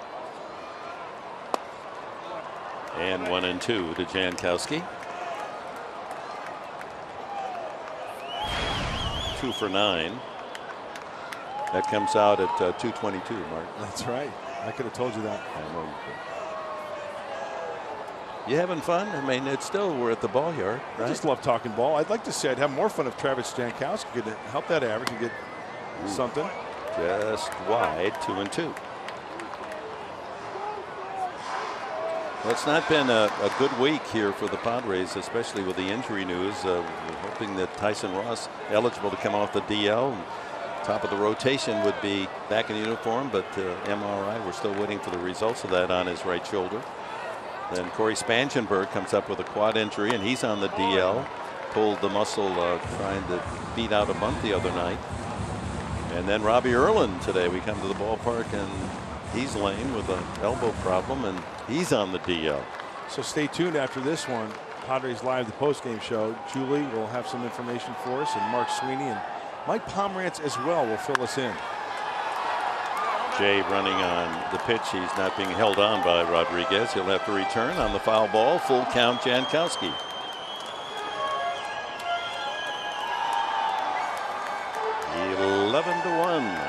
Pittsburgh with the lead. And the Pirates will make the short flight to Phoenix tonight and start a series with red hot Arizona tomorrow. Left center field. Joyce able to drift over and make the play. And we go to the 9th inning with the Buccos leading by 10.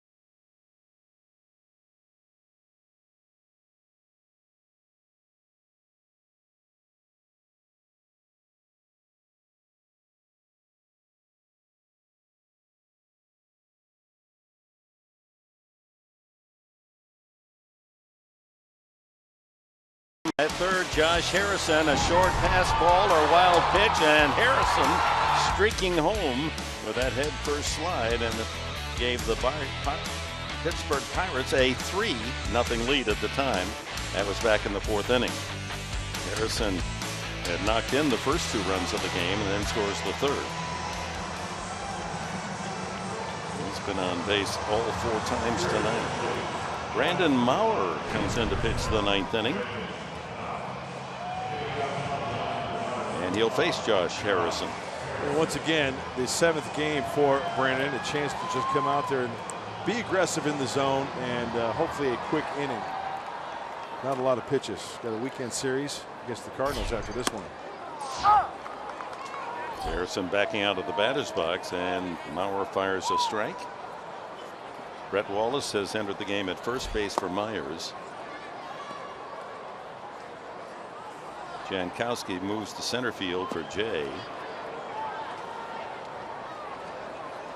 Myers goes to left field. And Blash over to right field.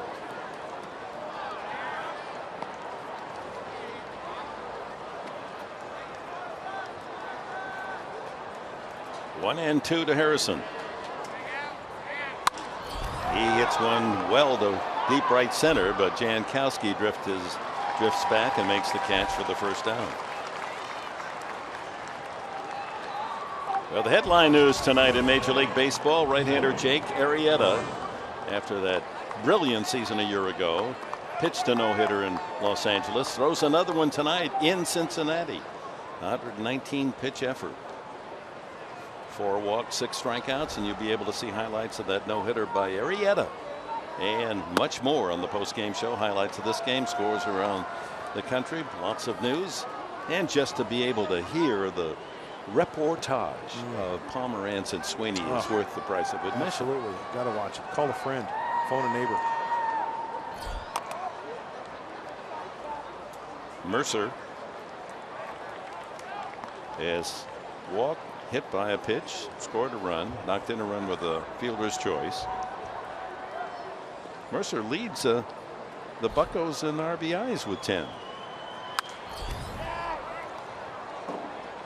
Stay tuned on the postgame show. We'll also be discussing Team 9 or Team 10. What is the batting around all about? Why are we arguing about it? I'm shocked that you even brought that subject up. Really? Yeah. I mean, I have never heard that before tonight. I really haven't. Are you serious? No. Batting around was always main. Yeah, all okay, 9 guys. I wrote up a little diagram after this next pitch. I don't need a diagram. Broken back ground ball to Rosales, and he throws out Mercer. There's 2 away. Okay. Here's the batting 1 through 9. Leadoff bit hitter right here, right? Right. Number 2 hits, 3 hits, 4, 5, 6, 7, 8, 9. They batted around. It's not connected. Well, it is connected because this guy's going to come up now. That's right. Then 9 or goes to not 1. Come up. Now it's completely Doesn't around. matter if he comes batting up. around.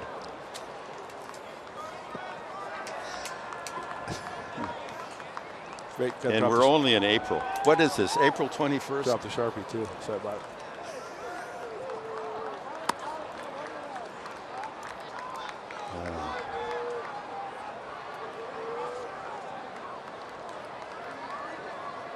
Is this Cahill hitting? Yeah, the pitcher's going to bat for himself. How you doing? 2 outs, bases empty as Maurer trying to complete a 1-2-3 inning. I'm guessing baseball players' wives. They can pick them.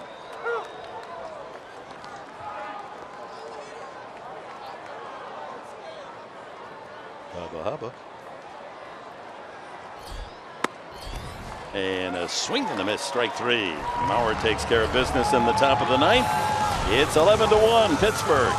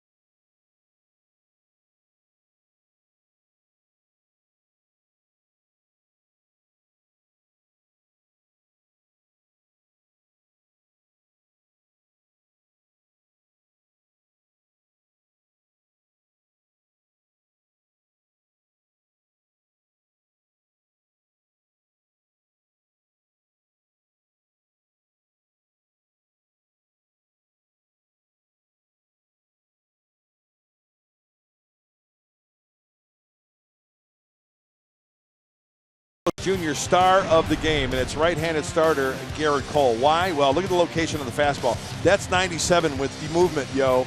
Both sides of the plate, 95 with movement. He also incorporated the curveball at times, a little slider more often, maybe threw a few changeups, but all told, 6 innings, struck out 7, and he got a lot of offense tonight from his offense. Hence the huge lead for the Pirates. Of course, the Midsummer Classic, the All-Star game, will be played right here at beautiful Petco Park, and the way he pitched tonight, that was an all-star effort. So this is their ace reliever, Mark Melanson, who has been right up there most saves in the majors the last couple of years. And in a blowout game, 11-1, Melanson has not pitched in the series. Clint Hurdle wants to keep him fresh and sharp, so he will work the 9th. And the first man you'll face is pinch hitter Brett Wallace. And we'll see. Wallace, who just entered the game. So. Exactly, and we'll see how Melanson reacts. Sure, he's got the big lead, but you know, you talk about closers and there's not a lot of pressure. It's not a safe situation. How will he react in this ball game? Yeah, you're right. Sometimes closer, when they're 2 men in scoring position, a 1-run game, they're lights out, and then in a game like this, they just don't have the same adrenaline flow. Right, and the last time out for Mark Melanson was a non-safe situation Saturday night, so it's been a while. So as you mentioned, Dick, Clint Hurdle wants an inning of work for the right-hander. 2-time National League All-Star Melanson. He won the Trevor Hoffman National League Reliever of the Year award last year. And he saved a remarkable number of games, 51 games. Isn't that appropriate? Trevor Hoffman Award, 51 saves? Oh, number 51, very nice. So Brett Wallace hits for the first time. He's 1 for 13 on the new season. Pinch hitter deluxe last year with 4 pinch homers. This is almost a pinch hitting role, and he comes out swinging, and the shift is on with second baseman Harrison playing out in shallow right. And even the Penguin fans came out to watch the Pirates tonight.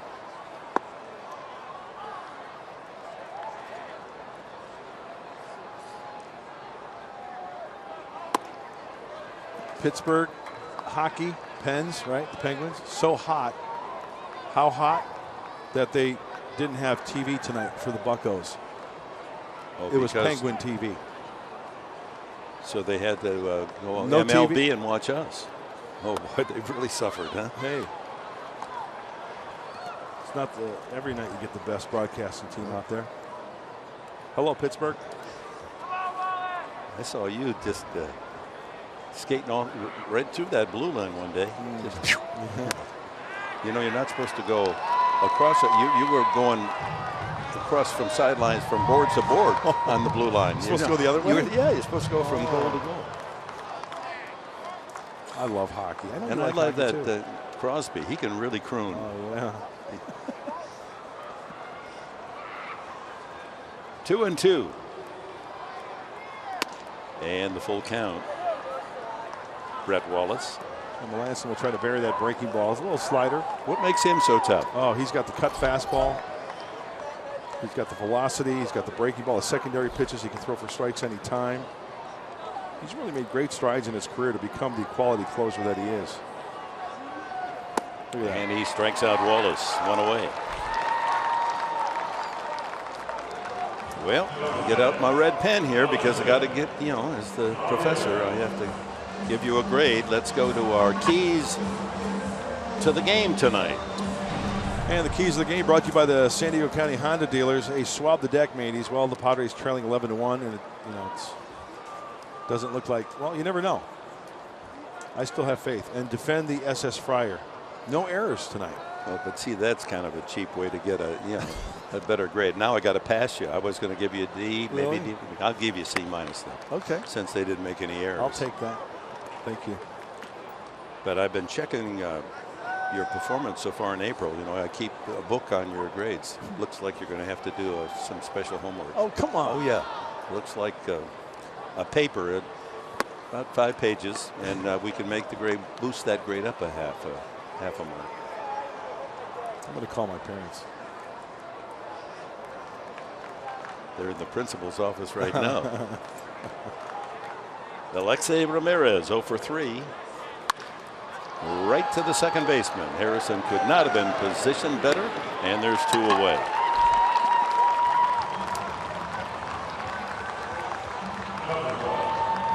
Hitting his spot, right? Ball put in play, and look at that. Harrison's right there. The spray charts.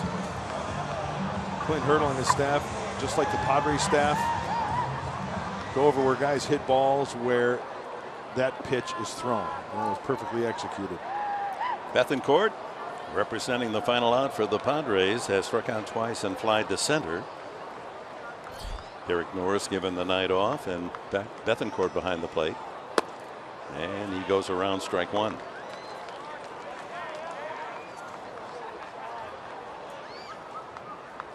Kastner tomorrow night against Adam Wainwright. We'll see Michael Waka on Saturday and Mike Leake, local lad, on Sunday. Sharply hit, 1 hop. Mercer to his knees and then throws him out, and the ball game mercifully comes to an end. The final score, Pittsburgh 11, the Padres 1, and here's Mike Pomerantz. Dick, thanks very much. But Mark and I see on the post-game show, Garrett Cole, the story of this one. We'll show you what he was able to do that made it so difficult for San Diego, and no-hitter history. We'll bring you that and Andy Green in moments.